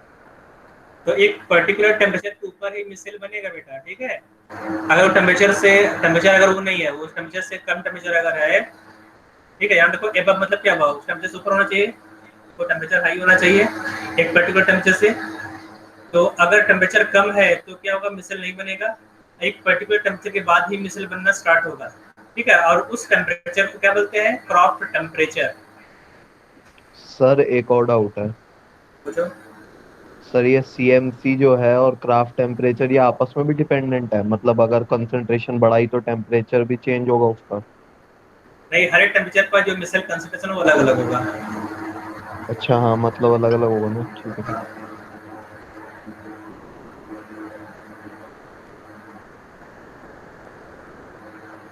आगे बढ़ रहे हैं बेटा, हो गया होगा।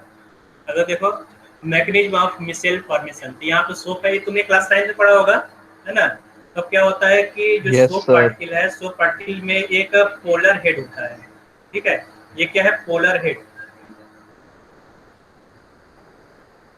और ये क्या होता है बेटा, नॉन पोलर टेल। ये तुम्हारा नॉन पोलर टेल, हाइड्रोफोबिक। हाँ। तो अब देखो बेटा, जो तुम्हारा टेल है वो क्या है, हाइड्रोफोबिक। कैसे मालूम चले हाइड्रोफोबिक है, क्योंकि यहाँ पर कोई चार्ज नहीं है, ठीक है। देखो CH3 CH2 CH2 इस तरह से ढेर सारा लॉन्ग टेल है यहाँ पर। जो टेल बेटा, टेल के ऊपर कोई चार्ज नहीं है, तो वाटर को क्या करेगा, रिपेल करेगा। तो जो वाटर है वो पोलर मॉलिक्यूल प्लस माइनस, ठीक है। तो जो वाटर है वो चार्ज को अट्रैक्ट करेगा। यहाँ देखो जो हेड बेटा, हेड को देखो, हेड के ऊपर चार्ज दिखाई दे रहा है ना, हाइड्रोफोबिक हेड, यहाँ नीचे लिखा हुआ है हाइड्रोफोबिक हेड, ठीक है। तो ये जो हाइड्रोफोबिक हेड है ये वाटर को अट्रैक्ट करेगा, और ये जो हाइड्रोफोबिक टेल है ये वाटर को रिपेल करेगा। हाइड्रोफोबिक मतलब वाटर रिपेलिंग, है ना। और नीचे देखो हाइड्रोफोबिक हेड को इस तरह दिखा दिया है यहाँ पर, हाइड्रोफोबिक हेड, और ये तुम्हारा हो गया हाइड्रोफोबिक टेल। तो अगर तुमने इसको वाटर में डाल दिया, ठीक है। अब यहाँ पे देखो, जो तुमने ये डायग्राम है ना दिख रहा है बेटा, यहाँ डायग्राम को देखो, तो इसके चारों तरफ क्या है, वाटर, ठीक है।